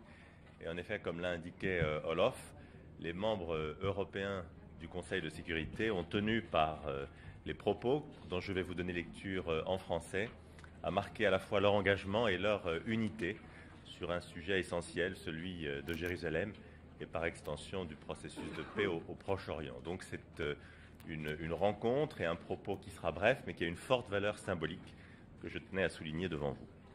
Je vais donc commencer à vous donner lecture du texte en français. Sebastiano, mon collègue italien, le finira. Et ensuite, s'agissant du texte anglais, mon collègue britannique Matthew et mon collègue allemand Christophe compléteront. Donc je vous donne lecture du texte en français. Nous sommes en désaccord avec la décision des États-Unis d'Amérique de reconnaître Jérusalem comme capitale d'Israël et de lancer les préparatifs du déménagement de l'ambassade américaine de Tel Aviv à Jérusalem. Cette décision n'est pas conforme aux résolutions du Conseil de sécurité et ne favorise pas la perspective de paix dans la région. Le statut de Jérusalem doit être déterminé par des négociations entre Israéliens et Palestiniens qui doivent conduire à un accord sur le statut final. C'est une position constante des membres de l'Union européenne d'affirmer que dans ce cadre, Jérusalem devra être la capitale des deux États, Israël et la Palestine. En l'absence d'accord, nous ne reconnaissons aucune souveraineté sur Jérusalem. Conformément au droit international et aux résolutions pertinentes du Conseil de sécurité, notamment les résolutions 476, 478 et 2334, nous considérons Jérusalem-Est comme faisant partie des territoires occupés palestiniens. Un accord sur les frontières des deux États devrait s'établir sur la base des lignes du 4 juin 1967, moyennant des échanges de territoires équivalents agréés entre les parties. L'Union européenne ne reconnaîtra aucun changement sur les lignes de 1967, y compris s'agissant de Jérusalem, autres que ceux convenus entre les parties. Sebastiano? Oui. Donc je suis ici. Yeah. Donc I will finish the statement in French. Compte tenu de la situation instable sur le terrain, nous appelons toutes les parties et tous les acteurs régionaux à travailler ensemble à maintenir le calme. Nous partageons toute la volonté de mettre fin au conflit. Nous prenons note de l'engagement du président Trump de soutenir la solution des deux États si les deux parties parviennent à un accord sur ce point et sa claire reconnaissance que les limites spécifiques de la souveraineté d'Israël sur Jérusalem doivent faire l'objet de négociations entre les Israéliens et Palestiniens. Nous sommes prêts à contribuer à tous les efforts crédibles pour relancer le processus de paix sur la base des paramètres internationaux agréés devant conduire à la solution des deux États. Nous encourageons l'administration américaine à apporter désormais des propositions détaillées pour un accord israélo-palestinien. With thanks to Olof from Sweden for the initiative, Christoph from Germany and I from the UK will now read the text in English, just as François from France and Sebastiano from Italy have done the French text. So this is the agreed English text of the European statement. We disagree with the US decision to recognize Jerusalem as the capital of Israel and to begin preparation to move the American embassy from Tel Aviv to Jerusalem. It is not in line with Security Council resolutions and is unhelpful in terms of prospects for peace in the region. The status of Jerusalem must be determined through negotiations between Israelis and Palestinians, leading to a final status agreement. It is a constant position of EU members that within this framework, Jerusalem should ultimately be the capital of both Israeli and Palestinian states. Until then, we recognize no sovereignty over Jerusalem. In line with international law and relevant Security Council resolutions, notably resolutions 476, 478, and 2334, we consider East Jerusalem as part of the occupied Palestinian territories. An agreement on the borders of the two states should be based on the 4th of June 1967 lines with equivalent land swaps, as may be agreed between the parties. The EU will not recognize any changes to the pre-1967 borders, including with regard to Jerusalem, other than those agreed by the parties. Thank you. Having been invited by my European colleagues to join this statement, I conclude the English version. Given the volatile situation on the ground, we call on all parties and all regional stakeholders to work together to maintain calm. We all share a willingness to put an end to the conflict. We note the commitment made by President Trump to support a two-state solution if agreed by both sides, and his clear acknowledgement that the specific boundaries of the Israeli sovereignty in Jerusalem must be subject to negotiations between the Israelis and the Palestinians. We stand ready to contribute to all credible efforts to restart the peace process on the basis of internationally agreed principles and parameters, leading to a two-state solution. We encourage the US administration to now bring forward detailed proposals for an Israeli-Palestinian settlement. Thank you. Merci beaucoup. Might this spur now a collective effort to restart the peace process on your part? What are we doing? What's next? Yeah, it's okay. We can ask Phil.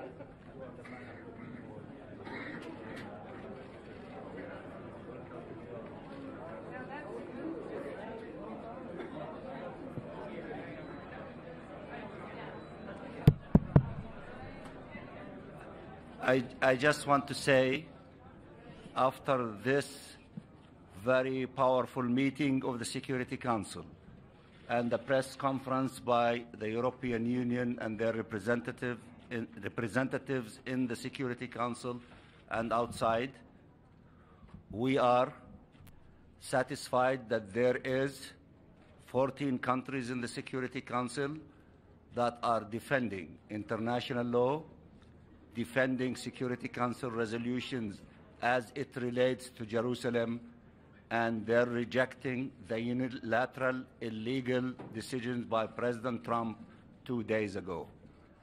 We just finished the first round of discussions in the Security Council, and this massive press conference and the large number of people in the chamber in the Security Council indicates Jerusalem is in the heart of the global international community.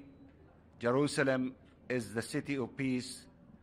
From Jerusalem, we can have peace, and without Jerusalem, we cannot have peace. We are waiting for the meeting of the Arab ministers tomorrow and the summit in Turkey on Wednesday.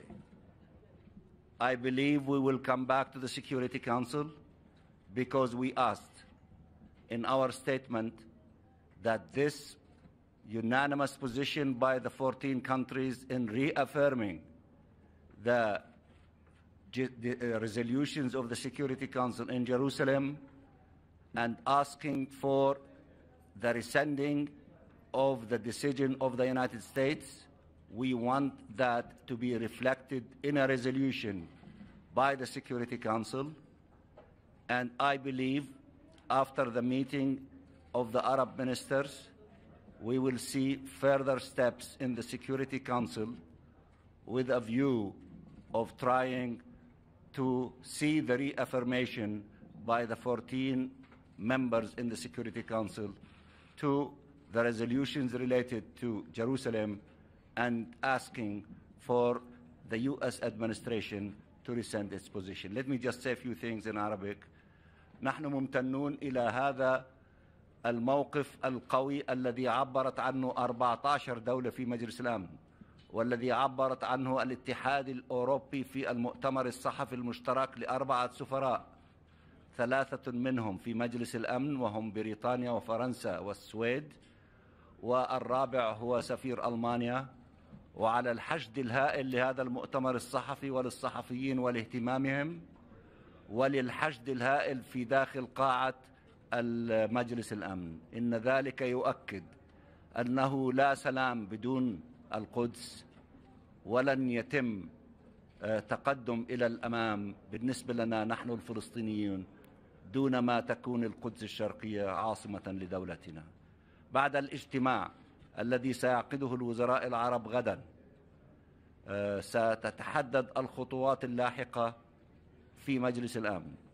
نحن طلبنا أن يترجم هذا الإجماع من 14 دولة في مجلس الأمن إلى قرار يدعو إلى إلغاء الولايات المتحدة لهذا الموقف، وأعتقد على أن مجلس الأمن سينظر في هذه المسألة مرة أخرى بعد انتهاء من اجتماع الوزراء العرب وللتأكيد على قراراته وكذلك لمطالبة الولايات المتحدة أن تتراجع عن موقفها.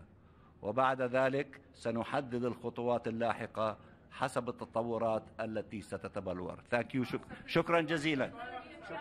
Are you going to meet Trump administration official? Anyone?